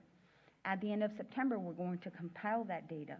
The goals that were set, we will share with you. The goals don't change. So whether or not we met that goal, the goal will remain, and it's a 5-year goal for math and reading. And what will change is, okay, if we didn't meet the goal, what do we need to change in our implementation? So we'll be very excited to share that with you in the October board meeting, so that we can talk about what that district early long-range plan is, the district plan, as well as the campus plans, and share the data from the beginning of year, which also includes third grade data for that specific plan. So yes, that wasn't dropped, but of course, we didn't have certain data. We continued with what we could, and we will continue this year, full force. I have a question. So, good presentation. And I'm like Ms. Rodriguez, love data. So, speaking of such, this is our third year with this program, right? Or am I wrong? With pre-K program. With pre-K 3, this will be our second year of implementation, and with pre-K 4, it'll be our third full year of That's implementation. the one I was thinking of, because Yes. what I was here when we passed that pre-K 4. So, and I'm very eager to see what the development of having started that program is doing, bottom line, in elementary school. Absolutely. And would you say then third grade would be the best benchmark to see how effective our pre-K program was once we start seeing assessments in third grade? Or is it second grade? Is it fourth grade? What would you think? I think that eventually we will see that growth. I think we're also going to see some of the COVID learning disruptions in there. But yes, our goal, of course, is to help ensure that those gaps close. And each year, we're going to continue to share that data so that we can see that growth. Yes, we And should. then also the mobility rate of our pre-K 4 and now even our pre-K 3, how does that look? Or are we tracking? Obviously, we have to track it. We know who's coming back and who's not. So what does it look like right now? Our district does have a high mobility rate. Yeah, I know. So any stab on what percent we're losing from pre-K 4? Specifically from pre-K 4, I don't know, but we can get that information. Yeah, I mean, that's an investment we're putting in. We want to give the child the best opportunity, no matter where they're going. But I know there was a lot of discussion about starting early so that we could retain students, which was another reason why we went with pre-K for student retention. So if we're not retaining students, then we need to look at why we're losing them and understand that reason and then address it. Because at this point, that's part of the strategy. It wasn't purely academic. There was also a retention aspect to it, too, if I recall correctly. Ms. Canoyer. I just want to say, in regards to retention, we can't count on anything through COVID. It has thrown all the balls out of the pool.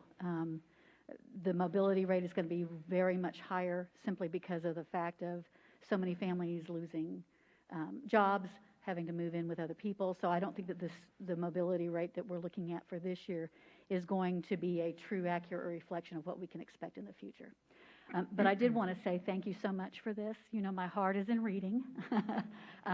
Making systemic change, like some of these data points have shown, is nothing short of almost miraculous, considering the circumstances that we were in last year.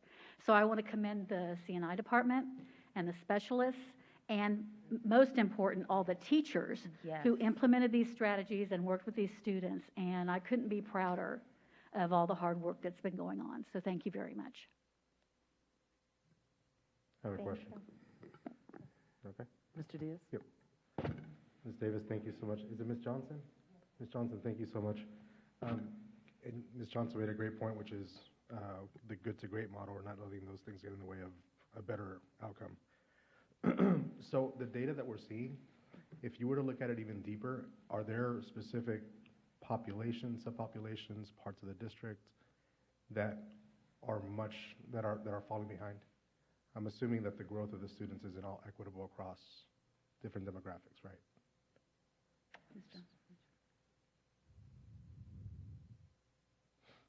I'm sorry for hobbling. I had broken my toe, so please ignore that as I hobble around. We have seen some differences in outcomes across different areas within our district. However, all of the campuses, no matter where they are and no matter what their demographic, are showing growth. Some greater than others, but everywhere is showing growth at this point. So this is why we're here, right? This is the conversation, not Mr. Atkins, I love hearing from him, but this is the key component of our duty. Yes. Right? So having this data is perfect because it gives us the actionable data in order to create proper policies and governance to reach every student. Yes, sir. So how can we go about getting the deeper look of that data to make sure that we can address the systemic structural issues, ensure that we can inform our investment, in the proper direction to make sure that we reach all those students and kind of remedy and cure whatever we can? That's an excellent question, and one of the things that we have access to that I'm sure we'll be able to submit to you is the data is then put into something called Eduphoria, and then that creates a format where we can look at each one of our subpopulations and how they're doing with their overall composites. So I don't have that prepared to share with you tonight, but I know that we can get that for you printed off, and it is something that we are looking at because one of the things that our teachers are doing right now is using the data as it drills down for progress monitoring purposes. So the assessment itself, you saw the overall composite, but the assessment itself also drills down and will identify for each individual student the specific skill sets that should be progress monitored, and teachers are doing that either every other week or at least once a month throughout the year. That is designed to be able to target every student, whoever they are, at their point of need. Awesome. And then, Dr. Ball, thank you for this information because this is perfect. How often can we get information like this? Once a month. My new goal for this year is once a month we are going to focus on a piece of data that we will be bringing the board more information. Okay. It won't always be early literacy, but Okay. it'll be some form of data that we're sharing with the Great. board. That's geared toward instruction. Yeah. So then can we triangulate the growth that we've seen in these reports to any specific initiatives or investments that this board made specifically? Absolutely. One of the investments that the board made was the extension of pre-K 4 all day, the addition of pre-K 3, because some of the ways that we're able to close those gaps is by starting early, right? The longer we wait to close those gaps, the more those gaps widen. And so that's a specific investment that this board has made. The investments that we do and the way that you are able to approve our budgets when we submit them to you, they're already placed in certain pockets, whether it be professional development, whether it be in instructional materials, or wherever we submit those line items to you, you approve them in that way. We do all of that based on the data that we see. So this data we take at the beginning of the year, we take at the middle of the year, and we take at the end of the year. Each time we do that, we will present specific data to you. And we analyze that data so that we can know where we as a curriculum team are going to enhance the curriculum documents together with the teachers and make it more robust. We use that data to determine what kind of professional learning our teachers need, and we invest in that type of professional learning. We identify where our instructional materials could change. We invest in those instructional materials. So all this data is where we pivot from to make those decisions that we come to you for approval in. The following is going to require vulnerability, which is always very difficult. Where would you have done something differently, or where could we have invested more to get better outcomes? They're phenomenal, right? But what else could we have done organizationally? And it's not, it doesn't fall on you, right? So just organizationally, what did we learn that we could have implemented? And that requires a lot of vulnerability, and I'm sorry for that unfair question. Okay, well, it does, and I would have to carefully think about that Cool. answer. There are many things that we can always improve upon. Sure. So we view it as a growth mindset. Definitely the type of professional development early on. More often, I do like the fact that we're able to do this now face-to-face for this coming school year, and be able to, I would love to see more teachers participate in what is optional. And so those are some of the things that we can do differently. I wish we could have a larger team to be able to implement the support. But those are some of the things that... Yeah, and that's perfect. That should, us being professional servant leaders here, that should guide our decision-making and see how we can support you in the future. So, great. Thank you. Ms. Rodriguez, did you have a question? No, or a comment? Thank you all. Thank very you much. so much. I got one more.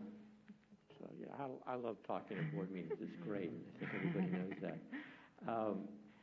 In terms of the mobility rate, getting back to that, I just started thinking about the concern that I supported the pre-K initiative, but I did with reservation. And you were here in the boardroom when I supported it with reservation. Yes. That reservation stemmed with the issue of not addressing every student, because we put a big investment in pre-K4, and which meant we took from resources that would have helped students further down the line. It was sort of not a gamble, because it was, anytime you put money into I mean, it's going to be effective. But if our mobility rate is still high in pre-K4, it's probably just as high in middle school and high school. And so just keep this in thought, and I probably would like to see data on it, Dr. Ball, about how we're addressing the mobility rate for incoming students and where the disparity is, so that we're able to offer immediate support to them. I know we have interventionists and so forth, but obviously I feel, and I won't know until you tell me, that we kind of sacrifice some resources for students further down the line for this program. So if you could kind of elaborate a little bit on that, I guess, Dr. Ball. I'd like to hold my elaborations for some data, and then for future board meetings and bring you some data. And that's perfectly fair. I appreciate that. Thank you. Thank you. Just for clarity, is the member suggesting that we funded the pre-K programs on the back of other students? Is that what the member's saying? You mean Jose Macias, right? Okay, good. Just make sure it's clear. You want me to answer? No, I'm not saying that. What I'm saying is that we have to make difficult choices. This board has to allocate resources, and there was a big investment shift in pre-K4. So what I'm suggesting is, did we miss anyone, and do we need to develop stronger strategies to address it?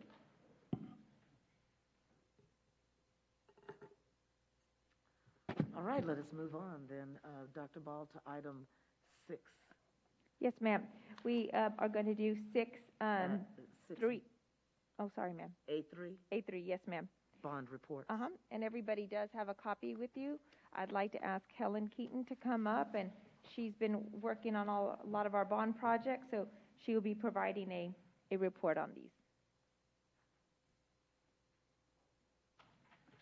Thank you, Dr. Ball. Good evening, Ms. Bashaw, board members, and Dr. Ball. At our last meeting, there were some inquiries about how we're doing on the 2016 bond and even the 2017 bond. So what we've done, you know, when a bond's put together, especially 2016 bond, one of the things that made it really challenging is we went back and we did this facility assessment.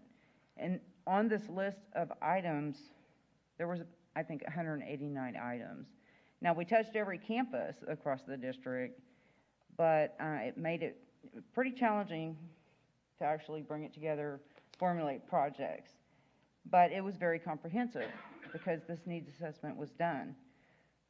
We looked at technology, they looked at capacities, they recognized they had a need for additional elementary schools, and so all these things were encompassed in that 2016 bond. Now, I'm not going to go through 189 items because it will take a while, but I just wanted to highlight some of the things that were done.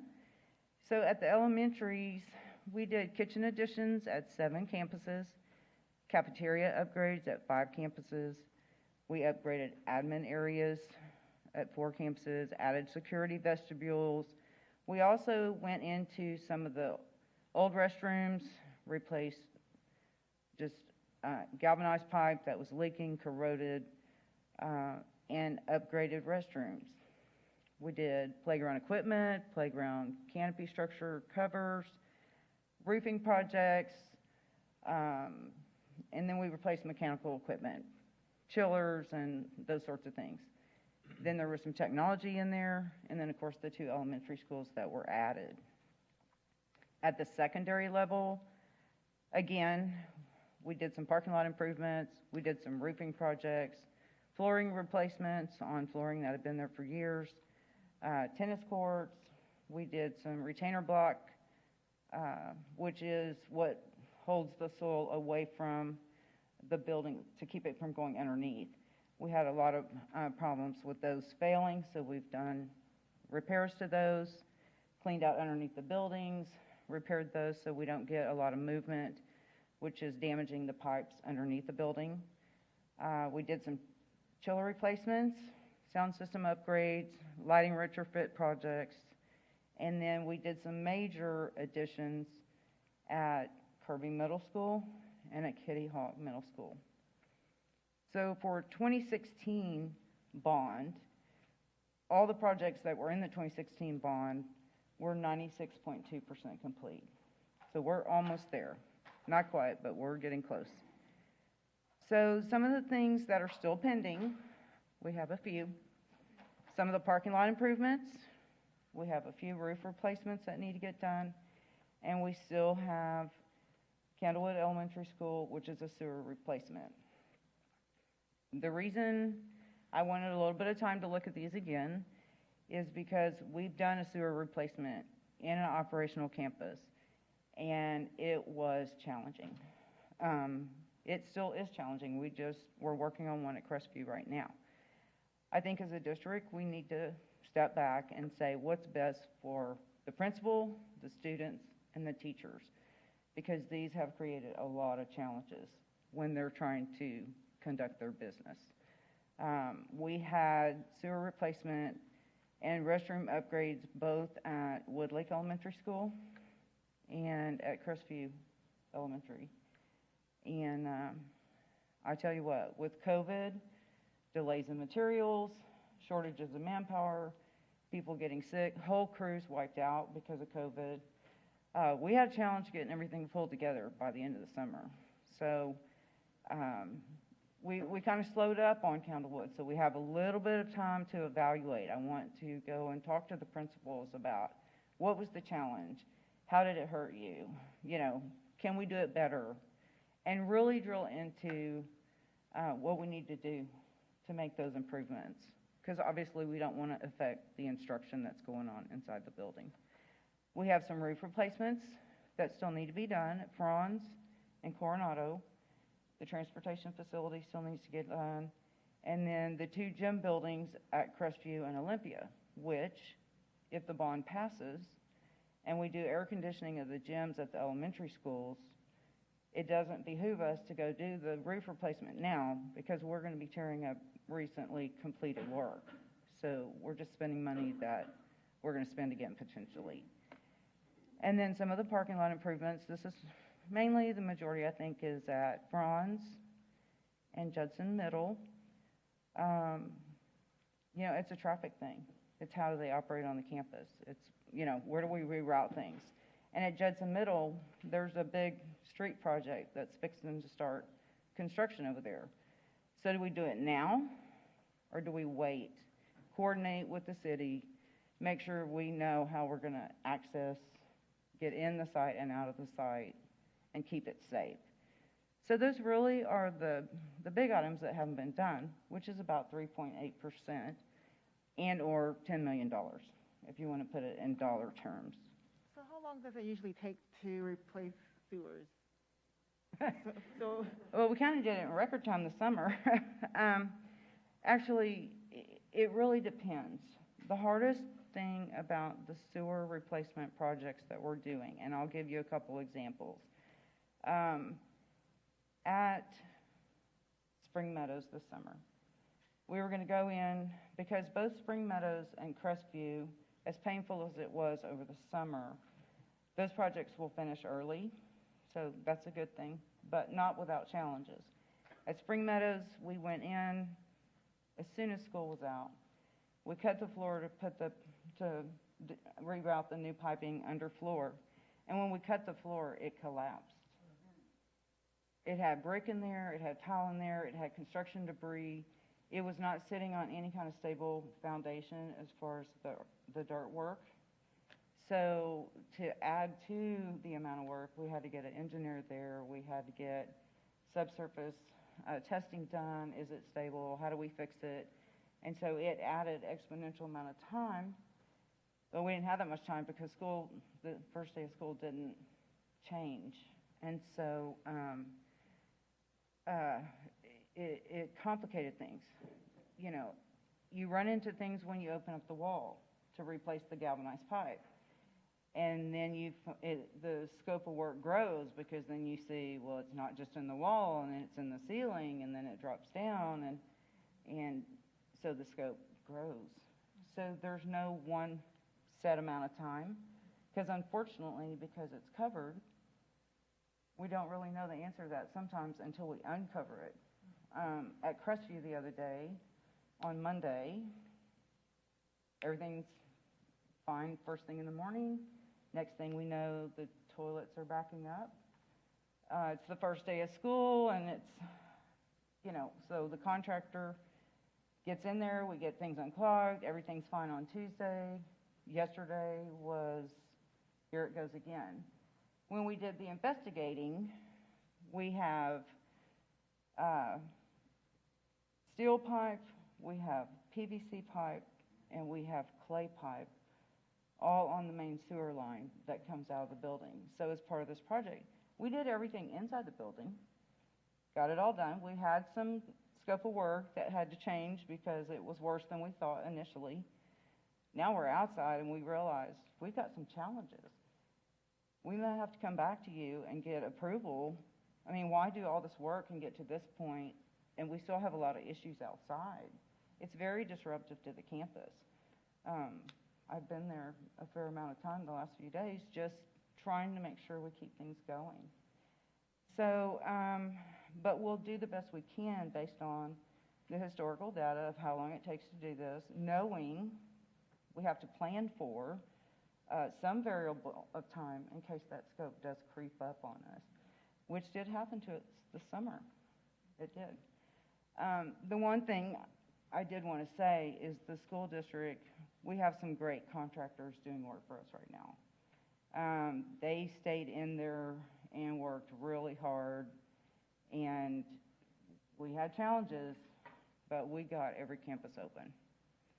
And so we should be very thankful. They have the same issues that we've experienced with COVID, people being out, just trouble with workforces, material delays, not being able to get materials because there's no truckers to truck them, there's nobody to offload the ships that are coming over, and like rolled roofing products right now, impossible to get, roofing screws, I mean, just things we're very accustomed to just go buy them off the shelf, and so we will deal with some of those challenges. But we had great people work for us. They were not going to leave us in a lurch. Everybody got in there and got it done, including my staff, and we got everything open for school. So thankful for that. Looking at 2017, 2017 was really about Veterans Memorial High School. This was the second portion of that building, and then, of course, the athletic fields as well. And so that project is 100% complete. We do have dollars left, so I think that's important to know. But even though we've accomplished so much, there's so much more we need to do. And so I believe on 2016 bond, we have about $28 million left. And on 2017 bond, we have around 14. Some of the things that we've talked to the board about, and some other things that we may bring to the board for consideration, is the phase 2 of Converse Elementary, the site improvements that are needed over there, and the building repairs that we need inside the building. That's critical. It is critical. We were all over there the other day fighting the water that was coming in the doors. So, I mean, we've got to get that fixed. Y'all gave us the approval on phase 1, and the design is complete now, and we will put it out to bid and get that work started. I wanted to get the kids back in school, give the principal time to get in the swing. We will go over and meet with her about how we accomplish the work, how we move around on the site together. And we will get that done and get that. It should come back to y'all for approval in September. Copperfield Elementary School is another one. We have site and building repairs that need to be done there as well. And so we have our design consultants working on the design for that building right now. Then, of course, track replacement at Wagner High School. We did not put that in a future bond because we felt like we would have the surplus funds to go ahead and pay for it out of the 2016 surplus, excuse me. Of course, at Veterans Memorial High School, we do have additional bond funds there, which we could develop the 6 acres that we purchased in the back for additional parking. Then, of course, we have design development for middle school 6. Now, this will likely become a reimbursement resolution instead of paying for it out of surplus bond funds. Potential there. And then, of course, because of growth, we have portables that we're moving around. So we just got the 2 portables moved to Copperfield. We still need to do the electrical, fire alarm, and get those set up for use, but they're there. Potential to move portables to Rolling Meadows. We need a couple more portables over there. We need portables at Crestview. So we may need one there as well. Now, one of the things we did in construction that I just wanted to bring to your attention on Crestview, we were able to go ahead and put in a temporary, what we're calling a temporary parking lot. It's actually where all the contractors are parking right now, but it really seems to be helping the overflow at that campus with any kind of parent-teacher night, et cetera. So I think when we leave there, we will leave that temporary parking lot there. It won't be completely finished, so I just want to make sure if anybody drove by there, you would know it's just a base parking lot, but it really seems to be helping the campus. So I'm sure there's other projects, and I'm sure there's other things that are going to come up, but these are some of the things that we've discussed during the board meetings, and so I just felt like we might want to go over that list again. But all in all, it's going well, and we're about to wrap things up, and pretty pleased that we got things done during the summer. So I'm happy to answer any questions you might have. I'll start with Ms. Eaton. Okay, yes, ma'am. Hi, ma'am, how are you? I'm good. I thank have you. a couple of questions. Yes, ma'am. My first one is for the 2016 bond, and this may not be a real question because I vaguely remember this. We have a certain amount of time to use the money, right? Yes. Are we still within that time frame? Did they give us any type of extensions because of COVID and the difficulties that we're having getting things done because it affected everybody, or it still is? Right. So, can you help me? There's a certain percentage you have to spend within, I believe, 5 years. And Mr. Atkins and I talked about it today, and he feels comfortable with where we are, but I'll let him speak to that specifically. Yeah, and it's, we had a 5-year spending limit on these bonds. And so July was our 5 years. And so it's not actually spent, it's encumbered. And so we are in good shape on the 2016 bond. Oh, great. Yes. Okay. My other question is on Converse Elementary. I know the issue of the water, the getting that, I know we're not doing a French drain, but whatever is necessary to get that going. My question is, though, do you think that any of the building that's going on around that area, because those houses are coming up like popcorn, is that affecting it in any way? Structurally, no. So we have some challenges on that site. The soil over there is very expansive. Caliche. Yeah, well, there's a lot of clays and stuff. But the building that they're doing, the houses and residential areas around that do not affect what's happening at that campus. Okay. These are just things that need to be fixed. Okay, but we have enough space to be able to get the proper drainage in. Yes, ma'am. And then, thank you. The other question is, you were talking about Wagner High School, the track. Is the field, the practice field, is it included in that too, where the football players practice? That's included for our future bond. Yeah. Oh. The one that we're going to be passing in November. Okay. That's, Okay. And then I had one more little question. Give me 1 second to get back over there. Oops. Okay, somebody else can go. I gotta find Waldo. I would just like to ask Ms. Keating, thank you so much for the update. Yes, Would- ma'am. Would you tell me again what the surplus is in 2016 bond funds and the 2017? Yes, 2016 is 28, and 2017 is around 14. 14. Now, there's going to be some interest earnings and But things ballpark. like that as well, so Thank you, ma'am. that will increase those dollar amounts. Ms. Eaton, are you ready? Well, the other question was the first question I asked, so I'm good, because I just had the three. Thank you, Anyone ma'am. else? I appreciate that. Thank you so much, Ms. Keating. Yes, ma'am. Thank you. Thank you. The next one is in regards to special ed. Judson ISD, since I've gotten here, has been really working on special ed. So I know that we've had some recent reports, and I think Dr. Duhart-Toppin and also our Executive Director for Special Ed, Carrie Armstead, have some data to present to the board. And then I think everybody also knows Mr. Munisi's in the back, and he's been helping us, so want to introduce him. Hello, John Muniz. Good evening. Just trying to find my video. So good evening to the President and board members and Dr. Ball. I appreciate the opportunity to stand before you and talk about something that's near and dear to my heart, which is special ed.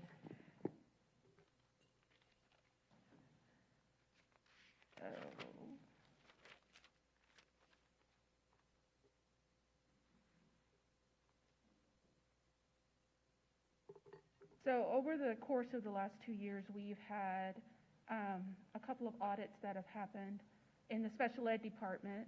And so what I want to share with you on this evening is the information that we received because of those audits and the action that the district has taken as a result of that audit. So the first one happened in spring 2020. It was conducted by Stetson's and Associates, and it was commissioned to really look at the practices that we have in Judson ISD in regards to our students with disabilities. And on this particular audit, there was 9 focus groups. They also conducted interviews with the central office staff. They did observations on campuses. They really looked at our student enrollment in special education and broke that out by demographics. They also looked at our operating guidelines, the handbooks that we give for our teachers in getting them ready to become special ed teachers, what kind of training we're providing at the beginning of the year for new teachers, and what kind of training do we have ongoing throughout the year. They also looked at our ARD process. Are the administrators that are committing district funds in those ARD meetings, are they following the process and really playing an active role in that? One of the other things that they looked at is the organization chart, really looking at how our special ed department is organized and what are the roles that are in the special ed department and how they are supporting our campuses.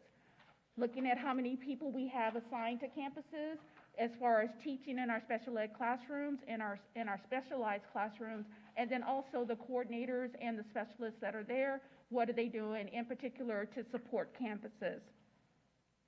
And then they also conducted a comparable district study for districts that are surrounding Judson ISD, and then how we compare in regards to the areas that they were looking at. So when you look at the elements of the study, you really have to look at what they were using as far as measurements in the study. And so all of it was about to the extent that the district is providing sufficient staffing on every single campus, how the system is organized in the district, how everything is delineated as far as from central office all the way down to the campus, the effectiveness of our staff for meeting the needs of our teachers or for our students and our teachers as far as special ed is concerned, and then how are the jobs that are in our special ed department defined, and do the staff understand the expectations of their jobs, and do they have the necessary tools and resources in order to meet the needs of our students. And so overall, the Stetson report kind of pointed out for us that We are adequately staffed with our special ed teachers in 2020, that we do have a lot of our paraprofessionals in our specialized classrooms, we really needed to go back and look at the roles and the responsibilities of all of our job assignments in special ed and to make sure that everybody understood what their role is as far as supporting from the district level all the way down to the campus level. And then another area that they observed is that we do need to address how we are providing continual training, professional development for our teachers, and how we're scheduling the services on our campus, and how are we implementing how we're the IEPs for our students and the interventions that we have for our students, and how we're implementing the things that we're required to do from TEA and the federal government. So one of the areas they really looked into from the Stetson report was our teachers, our co-teachers, and our paraprofessionals. So our special ed teachers, the co-teachers, with the gen ed teachers, and then our paraprofessionals in the classroom. So what I'm showing you now and what you're seeing on your screen right now are the recommendations that were made by the Stetson group, and then what was the Judson ISD response to addressing that particular recommendation. So on number one, it's really talking about how the special ed services, the special ed teachers, and the paraprofessionals are scheduled at the campuses. And then looking at that from the standpoint, are we meeting the needs of our students on that campus through the special ed staff that we have there? And so one of the things that was assigned to the special education specialists back in 2019,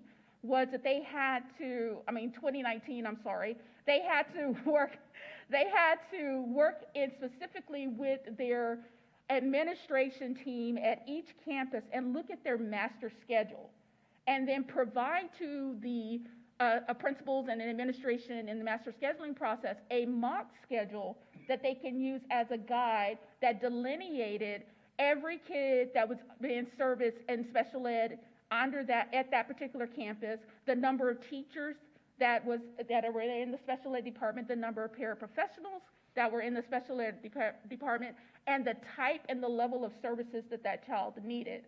So you looked at the child's IEP, looked at how many minutes they had to be serviced, and then made your master schedule fit the needs of your child. And so that particular process not only took place what we call in our gen ed inclusion classes, but it was also put in place with life skills, Apple, and our behavior units at each campus. The third recommendation was talking about the paraprofessional training. We spent a lot of time looking at training our special ed teachers about running art and how to write IEPs, but you also cannot forget the important work of our paraprofessionals in the classroom. And so Stetson recommended that we really start training our paraprofessionals in inclusive practices and collaborative teaching models and instructional strategies so they can provide another level of support for the students in our classroom. So immediately that fall, right after the Stetson report came out in 2019, the next year, in 2020, we started running professional development specifically geared towards our paraprofessionals.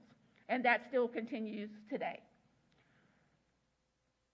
They also recommended that we look at the teaching schedules of our teachers and our paraprofessionals. And so one of the things is looking at the number of minutes that a child had to be provided with a level of support, so whether or not that child needed a co-teacher or he just needed inclusion support. And looking at those minutes and then delineating how we were using our teachers in the classroom to provide the support to the kids as relegated in their IEPs. Another recommendation that Stetson made was looking at the weekly submission of our lesson plans and then looking at how much the planning time was being utilized to implement differentiated instructional practices. And so basically what the special ed department started doing in 2019, I'm so sorry. Got a little bit of dyslexia today. Looking at the lesson plans, and they reviewed the lesson plans as they were in action being delivered in the classroom. And then looking at the type of resources and materials that were being provided in the classroom to help our special ed students access the content in their classrooms. And so knowing that the teacher and the co-teachers and the teacher and the paraprofessionals had to work together to look at, if this is what we're teaching today, how we're going to make this content accessible to the kids that are under the special ed umbrella in the classroom. And then consistent training. We had training in the district, but then it became very targeted training, looking at instructional techniques and strategies and progress monitoring. Because the idea of our special ed students is that they be able to grow in a year. That this is where they start at the beginning of the year, but where are they going to be at the mid-year point? Where are they going to be at the end of the year? And really focusing on growth as the model that we wanted to see, that even if they were unable to pass the STAR test, how much growth has that child done in a year's time, and getting them closer to that mark.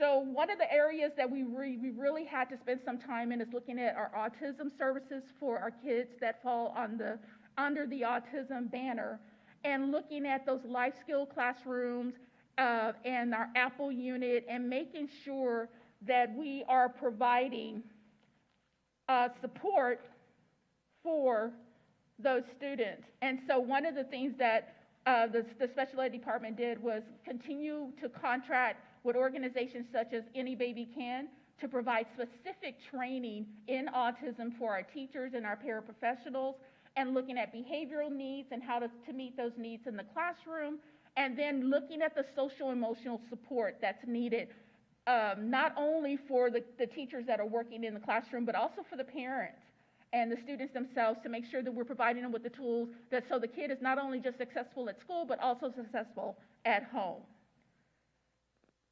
One of the things that Stetson really honed in on is talking about that Tier 1 instruction, which we know is the best way to get kids to grow, is looking at, we have Tier 3, Tier 2 instruction, but looking at that Tier 1 instruction that's happening in the classroom. Because you can have your tutoring, you can have your Saturday school, you can have all those things, but we know that the most impact is when the kids are in the room with the teacher and working with the teacher in that classroom during that extended period of time.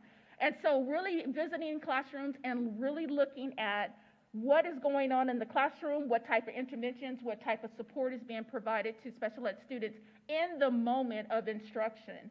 And so when Stetson brought that to our attention, then we went back to actually having our special ed specialists and our coordinators visit classrooms and go in and observe teaching while it's happening, and looking to see for the implementation of the strategies and the supports and the resources that were available. And that is a practice that is still ongoing today. One of the things that they were talking about is really looking at the behavior and the classroom management issues. So looking at it from not only from the standpoint of what the teacher, how is the teacher responding to the behavior, but also what type of systems that are set up in the classroom in order to ensure that kids are able to learn and continue to learn in the classroom. And so the district last year launched a district-wide professional development called Responsibility-Centered Discipline. And all the administrators went through the training with that to turn around and flip it to the teachers in the classroom. And basically, responsibility-centered discipline is an approach to teaching kids, all kids, but specifically our special ed babies, on how to take responsibility for their actions. And because one of the areas that we were looking at and really concerned about was the kids that are in our behavior units that were that were struggling to control behavior, and that behavior was getting in the way of them learning. And so if we can remove that component out of the classroom, then we can get the kids where they need to be in order to grow in the different content areas. So all principals sat through the training for that, along with their assistant principals and along with some of their interventionists on the campus, and turned around and trained staff, because it really gave really good tools for teachers to use in the classroom to redirect behavior in a way that was not going to cause a barrier for the child in the classroom, and not to remove the child out of the classroom to address the behavior. So one of the things that they wanted to make sure that there was a working relationship, Stetson highlighted, a working relationship between the general ed teacher and the special ed teacher in the classroom. And that had to be a partnership, because you were going to have two very experienced professionals working together, and it cannot be just, I'm going to help you hand out papers, or I'm just going to sit here and work with this, but really working in tandem together and working with each other, and like two teachers teaching in the class, teaming up together to meet the needs of all of the students. And so with that in mind, the curriculum and instruction department paired up with the special ed department and developed professional development sessions that were for both the gen ed teacher and the special ed teacher, and they attended those trainings together. And that is still continuing even this year.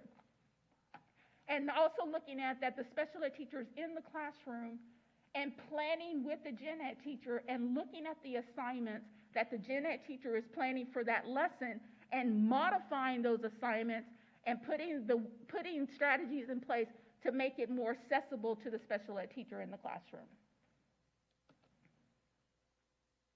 Monitoring was another area, because you can't just wait until the end of the year when we have the STAR test, but how are we monitoring the progress of our students every year? So there was ongoing training, which is still going on even today, for our special ed teachers and our gen ed teachers on how to implement accommodations, and then how to document whether or not those accommodations are effective.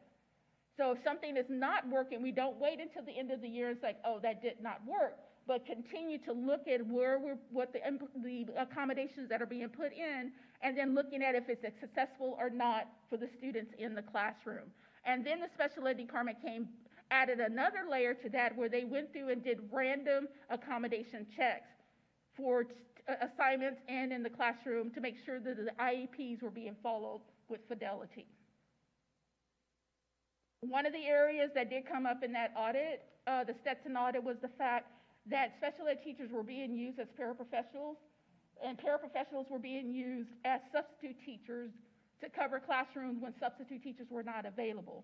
I can tell you right now that even just now coming off of campus, that practice is very significantly decreased across the district, because we need them to be in place with the kids that they're supposed to be servicing throughout the day.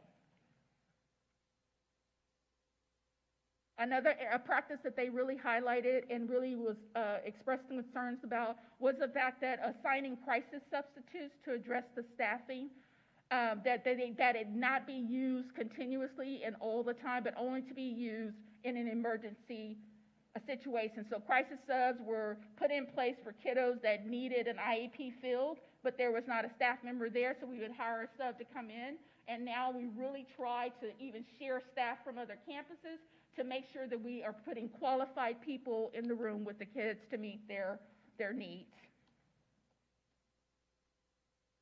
So after they went through the teachers, the paraprofessionals on the campus, the other area that they really wanted to look at was the special ed department and the design of the special ed department.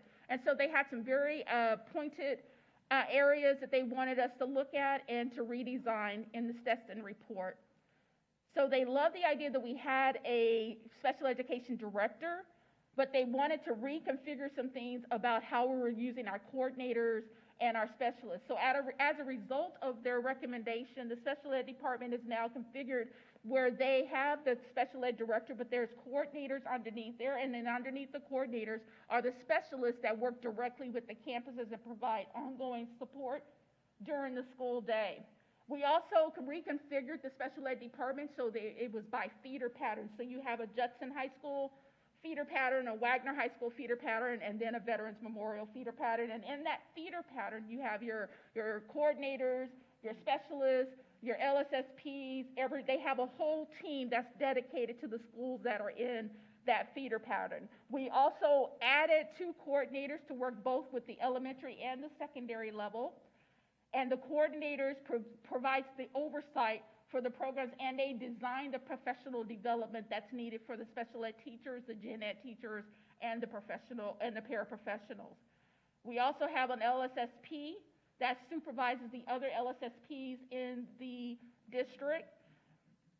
speech language pathologist, and then they strongly recommended that we have someone in-house to address the behavior of some of our special ed students. So having an analyst in the house that could go out to campuses, and we just did that this week, and observe a child in a classroom setting, and then provide guidance to the campus on how to meet that child's needs.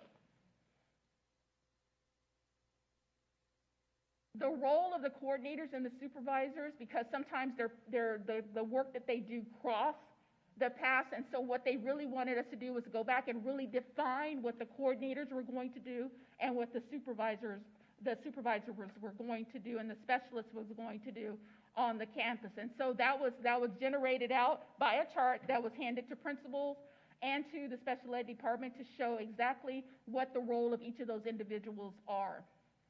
And then, like I said, we do, even now, just this past summer, we did co-planning with professional development, with curriculum and instruction, bilingual, pre-K, CTE, and provided professional development with those mixed group of teachers in order to better serve our students, not just in the core classes, but across the board.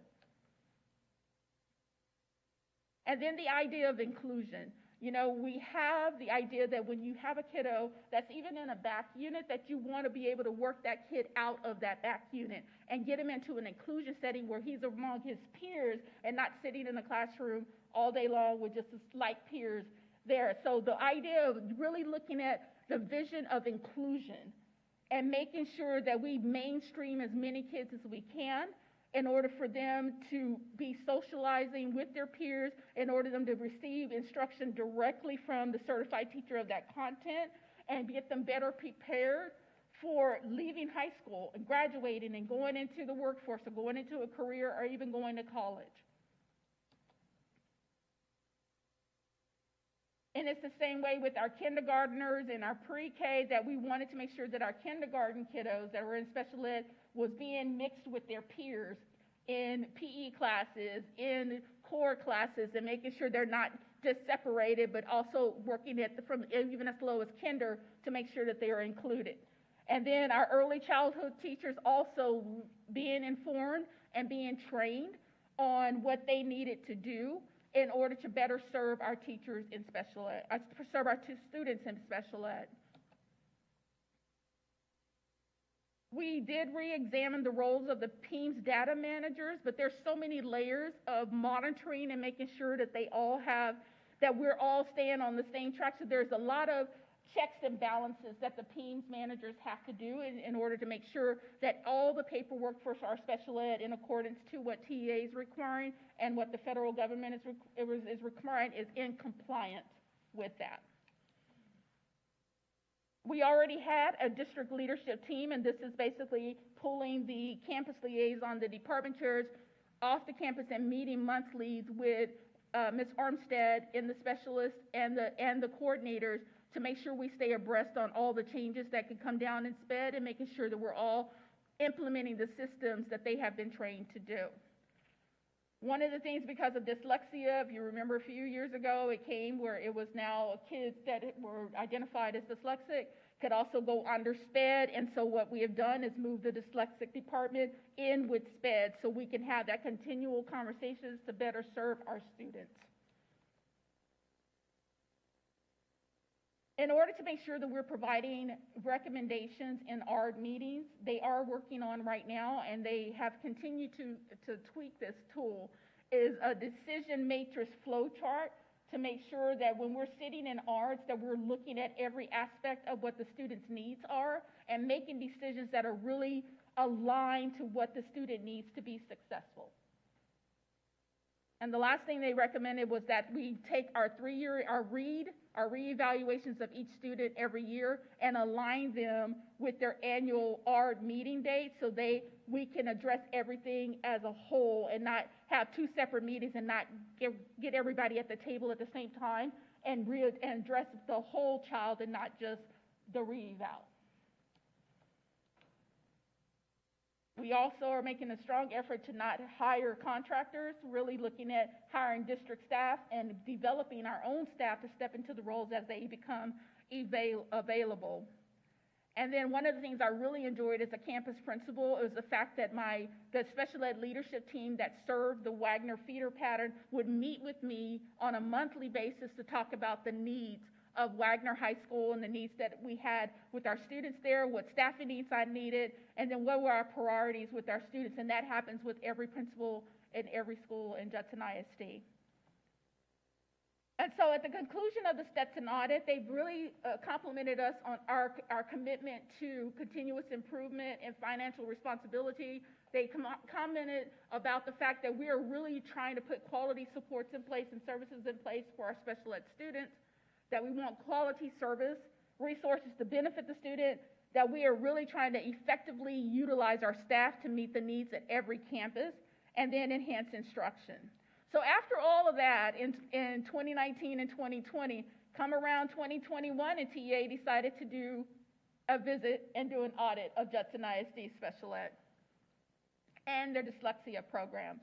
So they came in. This audit is conducted every 6 years, and you're picked at random. And the purpose of the audit was really twofold: to look at whether or not we had positive outcomes for our special ed students, and then determine whether or not we are in compliance at both the federal level and at the state level, what TEA is saying has to be done as far as special ed and dyslexia.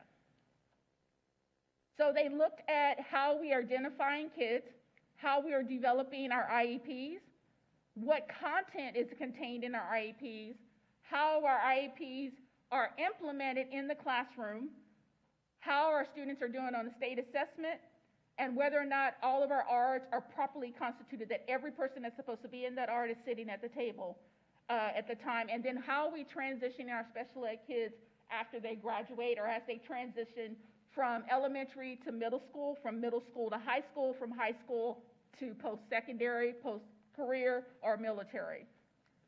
So this particular audit was 750 surveys and 22 interviews. They had 52 administrators, 443 general ed teachers were talked to, 144 special ed teachers, 53 evaluation staff in the SPED department, and then they talked to family of our special ed students. And so some of the feedback that we got, that we only had 65% of our parents felt like sufficient communication, so we're already working on a plan in response to that. That 61% that they felt that there were frequent opportunities to collaborate, and we're trying to look for other ways to bring our parents in and really collaborate with the service providers in our district. And they're talking about OT, some of the other services that are related to special ed. And then they felt that during the COVID shutdown that the emergency contingency plan put together by the district was effective in student progress. And so the interview that they held with the parents as well as the staff was talking about communication and collaboration. How many times and how many different ways do we communicate with our parents? How do we use the background data that we gather on our students in order to serve them more effectively? And then how are we implementing special ed services? Are we meeting frequently with our campuses? Are we providing training? Are we providing the tools that they need for effective PD and PLC? That it also includes both the special ed and the general ed. And then they reviewed all of our data and the interventions that we have in place. How many times are we conducting progress monitoring on our students? And what are we doing with that data? So one of the things they really highlighted about Judson ISD that they really liked was the fact that our PLAFs, which are the performance levels of academic achievement and functional performance that are in our students' IEPs, were written very well and very aligned to what the student needed to address the goals that are set for that student. That our IEPs are not cookie cutters, that we take the time to really find out what our students need and make the IEP meet the need of the student. And then the collaboration between our special ed teachers and our general ed teachers, that there is a true system in place for making sure that both the gen ed and the special ed teachers are working together to provide the needs of our students. So after all of that, they went into dyslexia, and they were really looking at how do we identify the kids? Are we identifying them early enough? Do we have a program of instruction that is effective? And then how are we notifying parents throughout the entire process when we start the dyslexia evaluation of a child? And then they looked at all of these features right here for compliance. Do we have procedures, communications, how do we screen? What reading instruments do we use? Do we have universal screeners in place at the early grade level, at the middle grade level, in order to make sure students are identified in time? Do we evaluate and identify what the kids need? How do we meet the need with instruction? How are we dealing with students that not only are they're identified as dyslexia, then we find out that they're dysgraphia? And then what professional development do we provide for our teachers? And then how do we progress monitor? And so they went through all these things. They looked at all of our professional development. They looked at all the forums that we had in both dyslexia and special ed. And Judson ISD met compliance in all areas for special ed and dyslexia.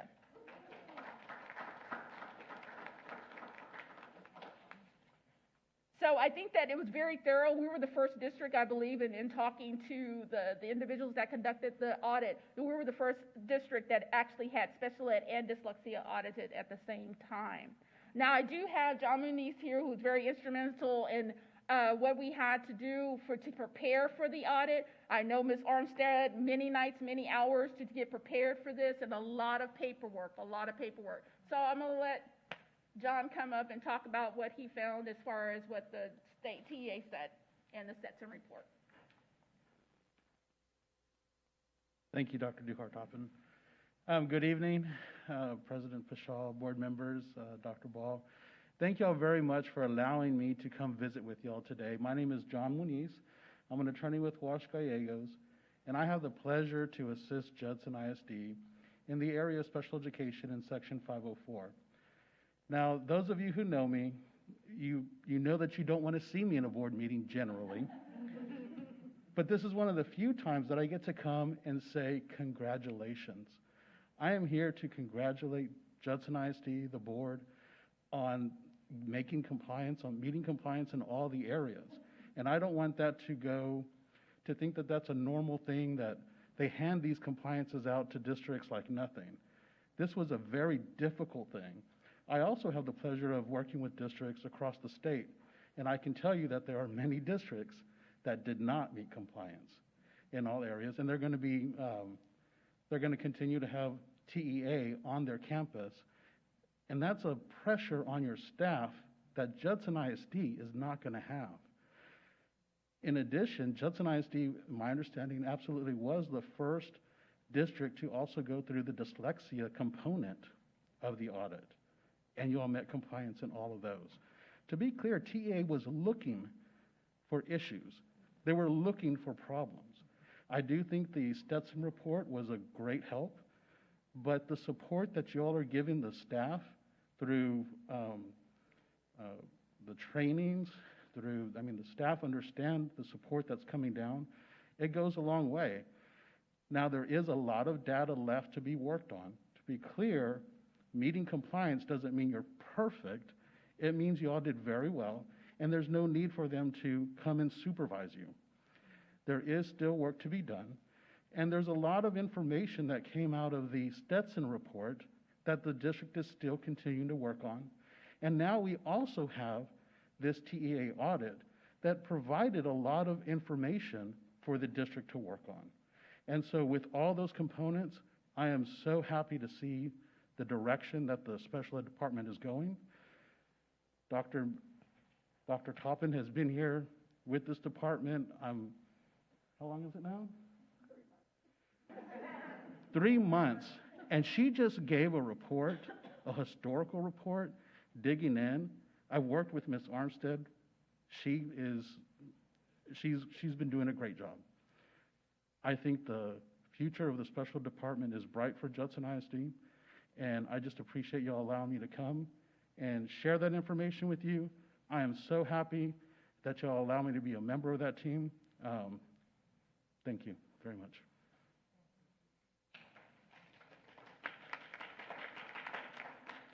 And that concludes my report. I'll ask any questions. Are there any questions anyone has? Mr. Macias? If I could put it underlined and italicized, I'm very impressed. Thank you for that. It was very timely, it looked like, to have two assessments come in. I have nothing to say. Very impressed. Thank you. Anyone else? I have just one question. So that was very, very thorough and in-depth, and I'm not 100% sure I understood everything. So if you could give me like 2 or 3 bullet points that are like, yes, we met compliance, and here's what we're still really focused on working on, what would be like your top 3? I'm going to turn it over to Carrie, because she's dealing with it day by day. I mean, we talk every day, but she's definitely in charge. Okay. Well, I can tell you one thing. One of our number one initiatives is really strengthening our partnership with parents. And so, and we've began that track of are headed down that path where we have created a Parents as Partners program. And so what we want to do is we want to make sure that our parents feel a part of the process. We want to provide opportunities for them to have a voice. We want to provide resources to them. Sometimes, in some instances, we know that parents, find out about a disability that their child may have, and they're going through this process for the very first time. So we want to make sure that we provide a lot of information to them. We want to hold events. We want to really, again, we want to make sure that they have a voice. So that's one thing. We also want to be very supportive we want to be a support for our campuses, for our campus administrators. And so we're really what the assessment, the audit really did was it really just made us want to strive more. So we know that we have a lot of work to do. We're so very happy that we met compliance in every area, but again, there's a lot of work to do. So if you're asking about 3 areas for sure, definitely our partnership with our parents. We want to be more supportive of our campuses and our students, and we want to be. We certainly just want to be available, and we want to provide a stellar program for our students, because this is what, at the end of the day, this is why we're doing everything that we do is for our students. So we want to make sure they have the most effective special education program possible, and we'll continue to do that. One thing that we are utilizing is TA has a self-assessment process, and that was a requirement this year. And I look at it as a cheat sheet. During the self-assessment process, TA provided us with a rubric, and they're essentially telling us what we need to do there are 3 possible ratings. You're either developing, or you're proficient, or you're exemplary. It's not enough for us to be proficient. That's what we were rated this year. It's not enough. We want to be exemplary. That is a goal of ours. We have a blueprint. We simply need to follow it and make sure that everything that we need to do has been implemented. So that is exactly what we are doing. We're excited about that, and we look forward to coming back sharing with you that we're now rated exemplary and being able to do that. So, thank you so much. That was very helpful to help me synthesize what was a lot of information and very, very helpful. Any further questions? I have a question. In regards to the dyslexia component, when was that moved under special ed? Well, we actually have started working in that direction for the last several years. Last year, we actually sent half of our evaluation staff through training to become dyslexia evaluators. And this year, we're sending another group of LSSPs through that same training program. So we're starting to really come together. Whereas we started in pockets, and now we're kind of, by bringing dyslexia in-house, we're able to really have those collaborative conversations and planning. And so I say over the last 2 years, we've really made strides in that area. Nice. Great job. Thank you so much. You're welcome. How often are we going to get updates to just check key measurable indicators in progress on that particular topic? Specifically special ed? How often would you like them? Well, what's appropriate?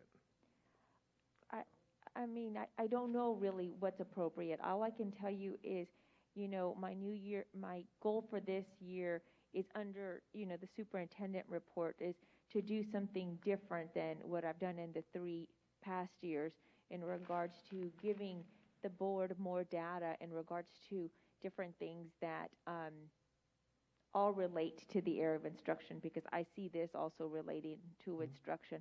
But there's just so many. Let me develop a calendar and then present that to the board and see if that's often enough. Yeah, Because that there's makes so sense. many different programs. So let me develop that, and then you can tell me if it's often enough. Would that be fair? Yeah, absolutely. And I mean, the only reason why I ask what's appropriate is because if, on a month-by-month basis, the measurable gains or decline is insignificant, maybe it's a quarterly thing that we get a better, more robust overview, right? But I think it's one of those things that if we don't watch it, then it sends the wrong message that we're not interested, and we want to be interested, and we want to make sure that we just see what else we can do. Right, but at the same time, I don't want for the board to think that just because they're not presenting that we're not watching it, because it's always. No, I understand, but it falls incumbent upon us to have it at this forum as well. Right, I feel that it's also important to make sure that everybody gets that opportunity to share with the board. Thank you so much, ladies. you. And I would like to also thank you, Dr. Ball, because you saw, you assessed special ed when you got here. You saw the strengths and the weaknesses, and right away, you got busy doing what was necessary for us to have a stronger special education department, and it is. Thank you so much. Thank you, and just to add, I think that we have the right person leading our special ed department. I That's am what I mean. very impressed from the day that you started and how you have grabbed the bull by the horns and ran with it, so thank you, keep doing that, thank you. Thank you for that.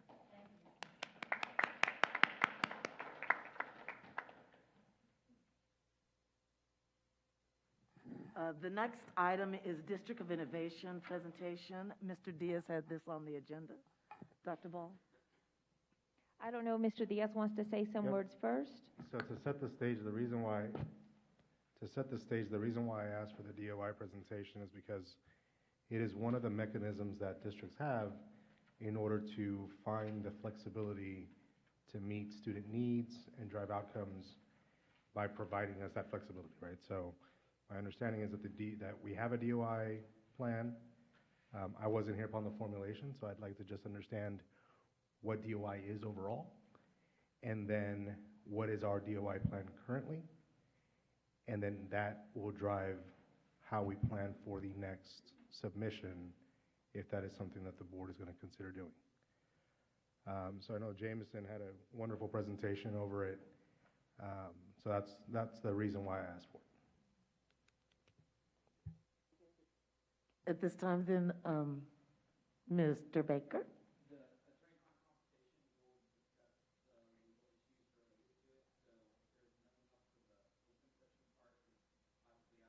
All right.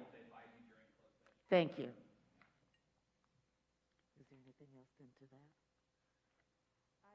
I misunderstood then, Jameson. I thought you were going to present that presentation to the board. I certainly can. I think that, at least that's what I understood that Mr. Diaz wanted the board to hear, right? Do you have a copy? Gotcha. Do you have a copy of the presentation on here yet? If not, I need to get it. No, I don't. Okay. I mean, it's in their board packet. Sure. Oh, it's not in their board packet? It is not. I have We copies. An attachment. Oh, he came prepared.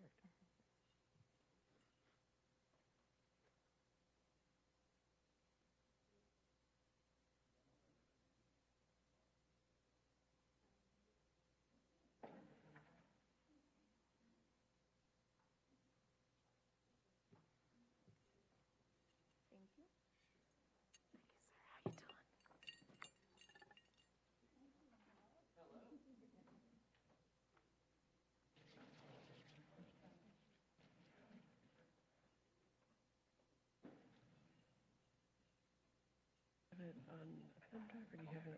You have it. I have it on. You have it on a Google Drive or a? We emailed it. I think Betty should have a copy of it. Betty has a CC copy of Betty and Dr. Ball as well. I can get going while we're working on putting that together. So, basically the, get in front of the computer here, or the microphone.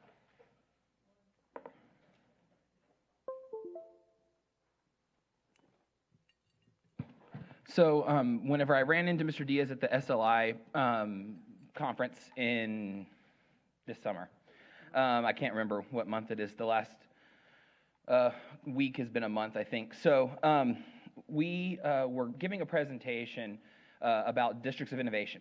And the reason for that is that the District of Innovation plans are renewed every 5 years.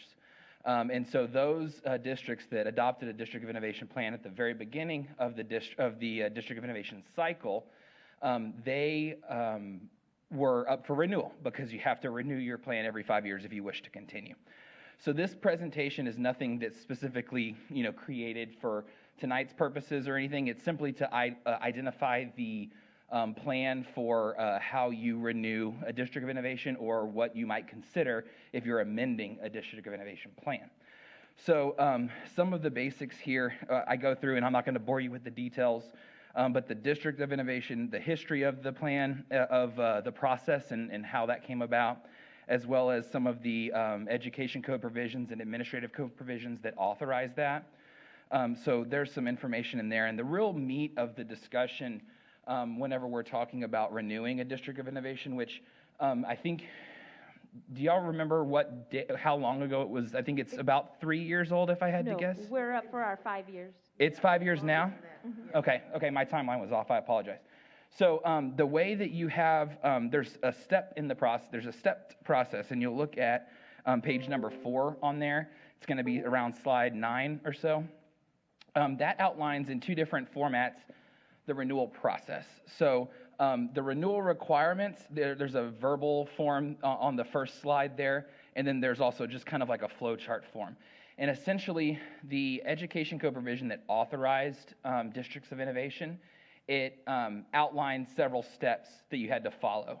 In order to amend a district of innovation, you have fewer steps, but then whenever you go back to renew at your 5 years, then you have to follow all but the original 2 steps of what you followed. So you'll see this first slide, the 2 no's, the board resolution and petition signed by a majority of the district advisory committee. You no longer have to do that because it is still in effect from the last time, basically.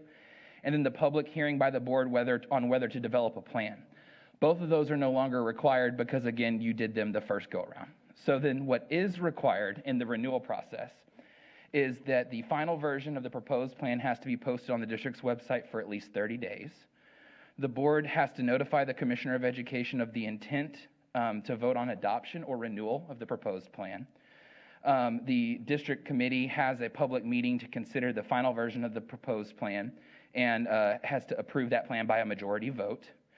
The board adopts the proposed plan by a 2/3 vote. So that's the committee majority vote, the board 2/3 vote required for adoption. And then at that point, the district notifies the Commissioner of Education of the approval of the plan with a list of exemptions. The district posts copies of the local innovation plan on the district's website for the term of the designation of the DOI. As you may or may not be aware, all of your DOIs are posted on TEA's website as well. And so, it's not exactly that simple. TEA links to the link on your website. So sometimes if you go and you're looking at some of your neighbors or some other districts and you're saying, what kind of creative exemptions might they have? Sometimes those links are broken, so it takes a little searching to get to it. But that's the theory about that page. If you go to TEA's website, they have District of Innovation information all gathered there. So that next chart is a flow chart of what the renewal process looks like, just in visual format. It's the same exact information. So you have a couple of different notification requirements, as I mentioned earlier. The first required notification is the notice of intent to review. That's done by either email or letter, and then you notify the commissioner that the board intends to review the DOI plan. That's done before adoption and can include an intended adoption date and the link to the final proposed renewal plan on the district's website. Thank you so much for doing that for me.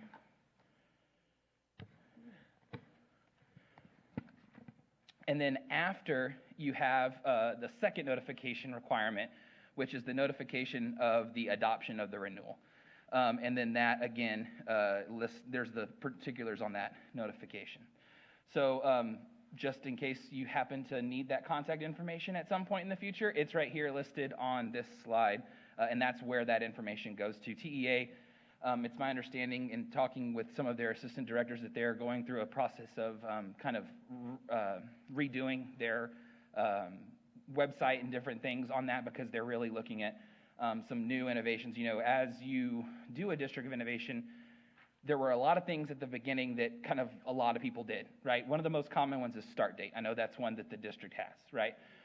Start date, the only reason why you started this week, it was this week, right? Was because you had a district of innovation plan. Right. Because if you don't, you would start next Monday. So that was one of the common ones. TEA is kind of trying to gather those items and figure out, you know, hey, here's some new ones, here's some interesting ones, you know, here's some information that you might consider. I think that's information that will likely eventually be on TEA's website. It's not there in any comprehensive way right now. So without going into too many details on what the exemptions are, because that's going to be a process that you go through with your district committee. And of course, all the examples are going to be there for you. But here's some of the very common ones that were done throughout the year, or throughout the last 5 years that we've seen. So first date of instruction, I think that's probably the most common one if I had to guess. I don't have... And that's the one we have. Correct. And I don't have exact numbers on that, but that's very, very common. Last day of school, a lot of times those two things are tied together. Whenever these plans were developed too, you have to remember, not only was COVID not a thing, but COVID wasn't even a dream of a thing, right? So we weren't talking about extending the school year to make sure we have times to be able to have breaks. We were talking about, you know, if you start the school year earlier, you're probably going to end the school year earlier than what you would otherwise under the law. So some of these things kind of go hand in hand. Teacher certification was another interesting and common exception that was adopted. And one of the things that I want to point out whenever you're looking at these plans is that even though you might exempt yourself from a particular portion of a plan, that doesn't mean that there's no restrictions, okay? So one of the things that you look at in a plan is how is it developed and what is it targeted for? So let's say you have an exemption to 21.003. The common one that we saw was with regard to CTE teachers, right? So that we can get CTE teachers, and you might have a district level requirement that, okay, instead of being certified, a certified teacher in, let's say, welding, that's a common one that I heard. You could have, you know, if you were a master welder or a certified welder or have, 10 years of welding experience, things like that, the district can draft into their plan or into your plan to really make, okay, we think this is the equivalent of somebody who's experienced enough to teach our children. Now, that doesn't mean that they don't need additional professional development on classroom management strategies or other things like that, but that means that they wouldn't have to get their teacher certification in order to teach if that's how you drafted your plan, right?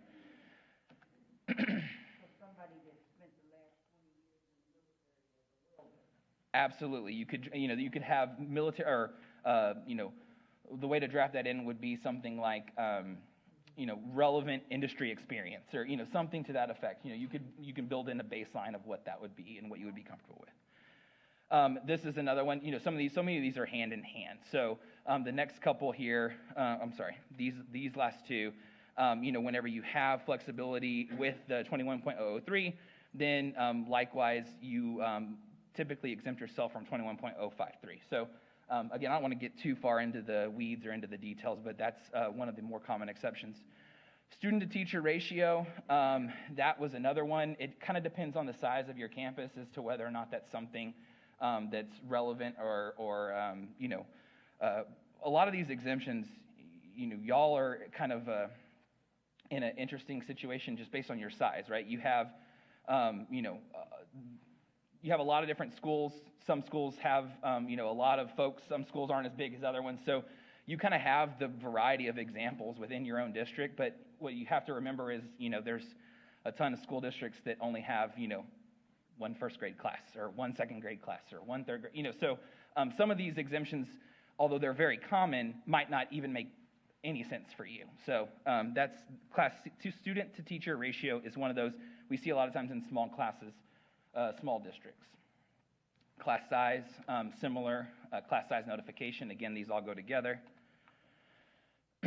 Minimum attendance for class credit or final grade. This is another one that a lot of districts exempted themselves from, the 90% attendance, and reduces the district's ability. Basically the thought process being we want to get more flexibility. So if we exempt ourselves from this requirement, then you can not punish kids who maybe for legitimate reasons aren't able to meet that 90% threshold requirement.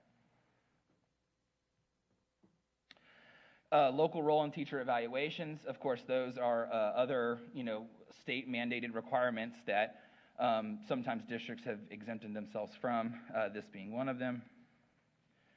And then we have a lot of new things that are, kind of people are doing as the, I don't want to call them common exceptions because they're not always common, but, not everybody has them, but the tried exemptions or the things that people have, they're like, okay, we're comfortable with this. This has made sense for us, or no, we didn't like that one. That didn't really work for us, so we're going to drop it in our plan. Well, now that these are starting to come up and they're starting to renew, we're starting to see some interesting new exceptions. 5 of 8 years of contract status. As you're aware, an employee who is a Chapter 21 contract employee who has been in education for 5 of the last 8 years is entitled to 1 year of probationary contract. After that, they roll over to a term contract. Some districts found that, in particular with COVID and things like that, it was difficult to get the full evaluation cycle in or the full evaluation process in, so some districts have decided to extend maybe for 2 years instead of 1 of probationary contract status. There's different things like that that are happening. Suspension without pay. One of the things that is very different about Chapter 21 contract employees is the way that people continue in the contract rights to be paid whenever you're suspended, and those are great benefits that are provided to our employees. One of the problems is sometimes there's just really, really bad things that happen, and because of this status, you might have to pay an employee that you otherwise, really shouldn't. In theory, you would think you wouldn't have to pay, right? So a bad example would be an employee who was arrested for some really bad thing, but because they choose not to resign on their own, they may be sitting at home getting paid by the district for some period of time. And so, some districts have done some interesting examples on this, and this is something that's kind of new. But things like, carving out a limited exception for if there's inappropriate teacher-student relationship, something that's just really heinous, right? That we're gonna make sure that you're not having to pay. If you exempt yourself, you're saying we're gonna make sure that we're not gonna have to pay an employee who's been out on that allegation or whatever, and that's an exemption that you can enter into your DOI process. We have some transfer student situations, and so DOI plans can allow transfer status to be revoked. Some districts it's more important than others. I think now everybody's just like, hey, come to us. We need more people, right? So this is one of those things not everything works for everybody. Campus behavior coordinators, whenever we had the big change from a couple years ago, I guess it was probably about 4 or 5 years ago now, maybe 2 years before that, where the APs, basically the default was that an AP did, discipline on a campus. And then they changed to campus behavior coordinator. A lot of times that change didn't really result in a whole lot of functional difference for the campus because maybe that AP who was doing discipline became the campus behavior coordinator. But in some districts, they decided, hey, we don't even want to go through the rigmarole of changing that, so we're going to add in this exemption. There's one particular one that I've seen recently about staff development and changes to that, changes to the requirements related to that. Again, I think, those are not necessarily things, staff development is something that we are really, pushing down on, doubling down on, right, and not the other way around. So, some districts are using this to provide flexibility in those areas.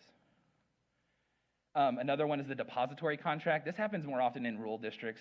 It's not really relevant, so I'm not going to go over that. DAEP requirements for certified teachers. A lot of our more rural districts, a lot of our smaller districts can't find, enough certified teachers in areas, so they've exempted themselves from those requirements there. Length of school day, that's another one that has kind of been going around a little bit. Again, depends on your local circumstances, different things like that. 3-day limit on suspensions. This is one, as you may or may not be aware, but your OSS that you can give to a student, that's limited to 3 days. Here's an exemption that we've seen some folks put in for that. Some districts are interested in looking at exemption with regard to planning and prep periods. And again, it's important to know that whenever you're exempting yourself from a requirement, doesn't necessarily mean you're doing away with something. It means that you may just be putting your own rules in place as to what works for us, basically. TRS Active Care, this is one that you may or may not have seen, but it was a really one of the during the SLI presentation, it was one of the most hotly discussed topics because there was a change in the last legislative session that with regard to insurance benefits and TRS Active Care and the like. So there was a quick discussion about SB 1444, which basically just means that starting September 1, 2022, you have to make a decision of either 5 years in or 5 years out of TRS Active Care. There's all these things here listed are impermissible exceptions, things that you cannot exempt yourself from, and they're the things that you would expect. Board elections, different types of governance issues, some curriculum and graduation requirements, state assessment systems, school finance, nepotism prohibitions, Open Meetings Act issues, the mandatory required pre-K program. Obviously, y'all go well above and beyond what you have to offer there. SBEC reporting requirements, right? You have employees that are situations where your employees have to, we have to submit reports to the State Board of Educator Certification. You can't exempt yourself out from that. And then, of course, federal law requirements such as special ed, bilingual ed, things like that. So, I would be happy to take any questions, but obviously I can't answer any of them now in this part because, that would be more detail that I can go into. But if there's anything that you'd like for me to go over again one more on one of those slides or something, or we can hold the rest until later if you have any specific questions. Thanks to everybody for helping me get up to the speed here. I was going to go old school with my printed out papers. So, yes, sir. General question. Sure. This isn't a comprehensive list of the exceptions, right? Oh, absolutely not. These are just some examples of things that we've seen and pulled. You basically, so the way to look at this is that and this isn't an exact rule or anything, but that the DOI process can allow a district to essentially do things to remove some of the restrictions that make you maybe more on par as far as competitively speaking with what the flexibilities that a charter school has. So the thought process being the Texas Education Code puts in a whole bunch of restrictions on what applies to us, what we have to do, and there's some things with exceptions that you can exempt yourself from. And then even within the, and don't answer if you can't. Sure. But even within the exception, we can narrow the focus down. Absolutely. So if you had an exemption, let's take teacher certification as an example, right? If you exempted yourself from the teacher certification requirement, you could say only for this limited area. Got it. And then that would be something that would, your plan would, you would develop your plan that way, and that would be the innovation that you would be, putting forward. Okay. And then from a historical perspective, it sounds like we've only opted into one of these? Correct. Okay. And then when do we reapply? We're going to go through the process this year. This calendar year? Okay. Yes, correct. This is year 5. And then what's that process look like? So we're going through our DSBC, which is our site-based management meeting, to talk about what we've had, what different options, look at our needs assessment to see if there's a need for anything else. And is there a committee for that? The DSBC is a committee. Who comprises that committee? It's, I'm going to try to remember everybody's, but comprised of... Just generally students, are they parents or stakeholders? It's everything from there's a certain amount of people that need to sit there, like parents, community members, staff members. But within the staff members, it's a breakdown of paraprofessionals, professionals, auxiliary. So there's a big breakdown. And Ceci, you might have those memorized more than I do. It's a total of 19 voting members. 19.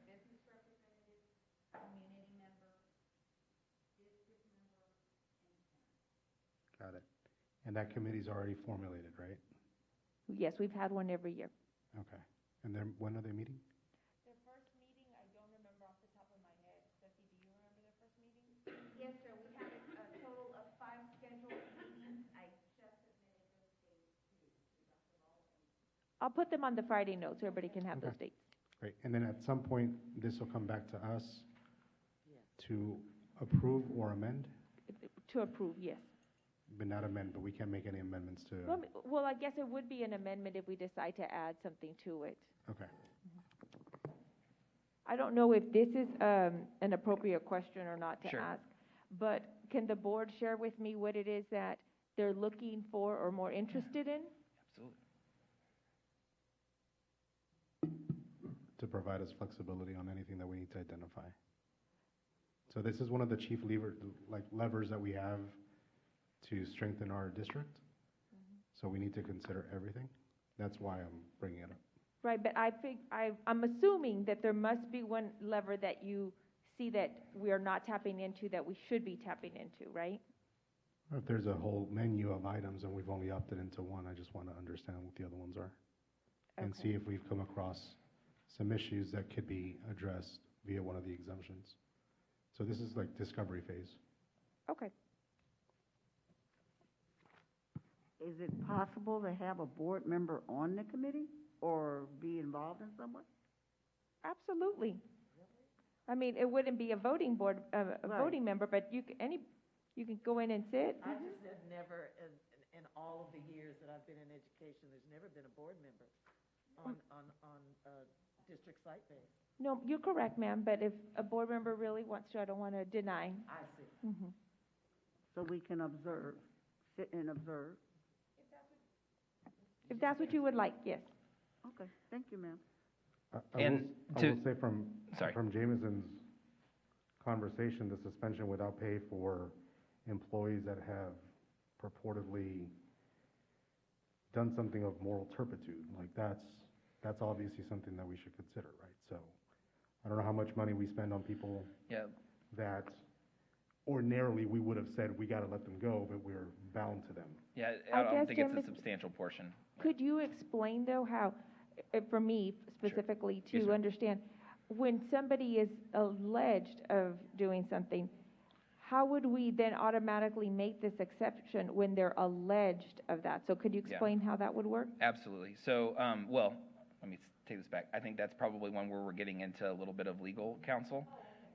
So we can talk about the parameters of what might be a, legal issue, and we can talk about where you might draw those lines.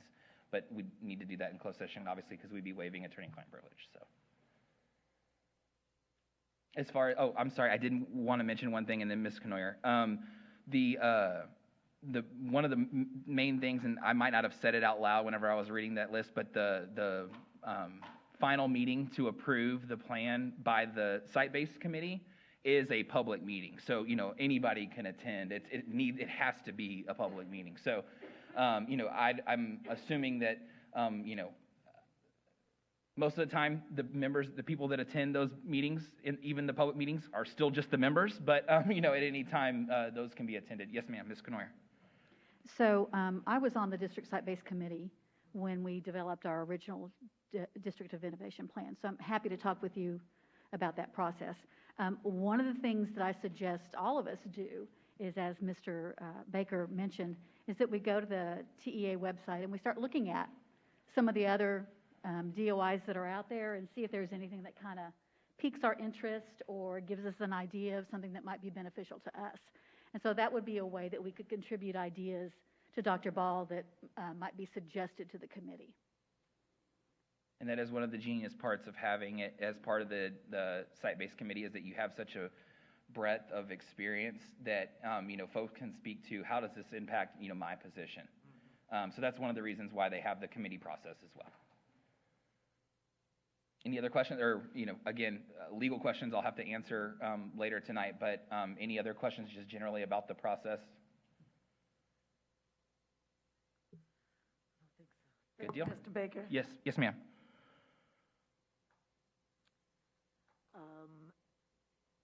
We're up to board advisory committees. Nobody has met in any of their committees. Well, I take that back. Hall of Honor has met. We just had a meeting yesterday. And we will have our last meeting next week. So at that time, I think it would probably be a better time to give you all the status report on Hall of Honor, the criteria, the application, and everything that's been revised. Are there any other board advisory committees that have met, though? Okay. Then we are ready to go into, oh, excuse me. We've got trainings, conferences, events, and consider future agenda items requests by board members. So I'll just go around and see if there's anybody that has anything to contribute. Mr. Diaz? No, ma'am. Mr. Macias? Ms. Canoyer? Not at this time. Ms. Rodriguez? Not today. Ms. Eaton? Deborah Eaton, nothing at this time. Okay. And Ms. King? Nothing at this time. Okay. Now we are ready to go into closed session. Before we do, I'd just like to remind the board of next Monday and Tuesday's training. Absolutely, absolutely. We do have our Leadership ISD, our very first training, next Monday and Tuesday. That starts at 5 p.m. We'll be here meeting in ERC boardroom. Closed session, item A, pursuant to Texas Government Code Section 551.074, discussing personnel, the personnel report, and updates including new hires, resignations, and administrative appointments. 7B, pursuant to Texas Government Code Section 551.071, attorney consultation regarding legal issues related to potential, anticipated, or pending construction litigation and construction issues. Item 7C, pursuant to Texas Government Code Section 551.076, deliberation regarding security devices or security audits. D, pursuant to Texas Government Code Section 551.089, attorney consultation regarding legal issues and deliberations regarding security devices and security audits. E, pursuant to Texas Government Code Section 551.071, attorney consultation regarding legal issues related to possible resolutions regarding COVID extended leave. F, pursuant to Texas Government Code Section 551.071, attorney consultation regarding legal issues related to COVID-19 response. The time now is 8:19, and we will go into closed session. Excuse me, 9:18. I'm one of those dyslexic, dysgraphia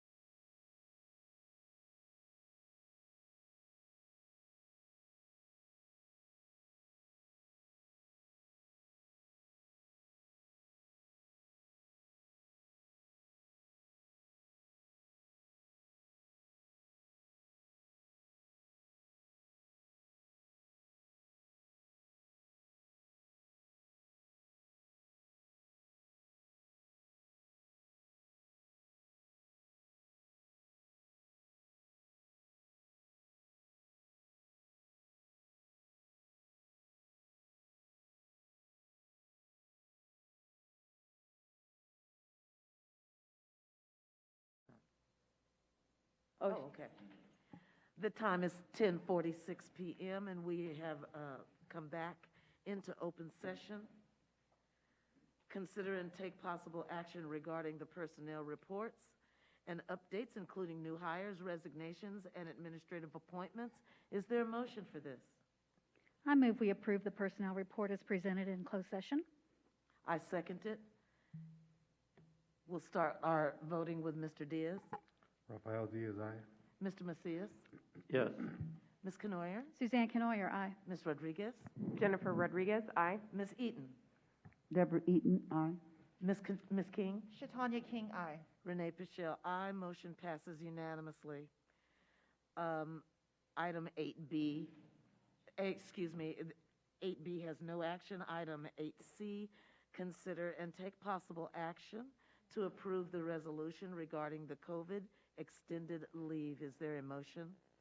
I move we approve the resolution as discussed in closed session, and further that the finalized copy of the resolution be attached to the minutes. Is there a second? Second.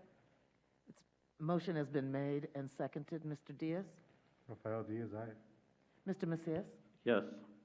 Ms. Canoy? Suzanne Canoyer, aye. Ms. Rodriguez? Jennifer Rodriguez, aye. Ms. Eaton? Deborah Eaton, aye. Ms. King? Shatanya King, aye. Renee Pichelle, aye. Motion passes unanimously. Item 8D, consider and take possible action related to COVID-19 response. Is there a motion? I move to temporarily impose an indoor mask mandate for all students, staff, and visitors in all district facilities and on buses effective August 23rd. I second that. We'll start our voting with Mr. Diaz. Rafael Diaz, aye. Mr. Macias? Yes. Ms. Canoyer? Suzanne Canoyer, aye. Ms. Rodriguez? Jennifer Rodriguez, aye. Ms. Eaton? Deborah Eaton, aye. Ms. King? Shatanya King, aye. Renee Pichelle, aye. Motion passes unanimously, and thank you all for those two. And Dr. Ball, would you like to read something? Yes, ma'am. I will read part of the resolution. This is the part with the substance in it. The authority to grant paid leave to contract and non-contract employees, COVID extended leave. When the employee is tested confirmed is positive to have COVID-19. In order for the employee's leave to be eligible, the employee must provide proof of a positive COVID-19 test for the employee within 3 days of advising the district of the leave. Without proof of testing positive for COVID-19, employees' leave will be taken from their state or local leave pursuant to board policy. COVID extended leave is only available to employees who have followed the district's masking guidelines and have been fully vaccinated against COVID-19. Subject to applicable exceptions are required in accordance to federal, state, and local laws and regulations. COVID extended leave shall be capped at 5 days per eligible employee. The superintendent shall develop administrative regulations surrounding the implementation of the leave in accordance with current state and federal law. Very well, thank you. If there's no more discussion, this meeting is adjourned at 10:50. Good night, everyone. Good night, Ms. McKinney. Good night.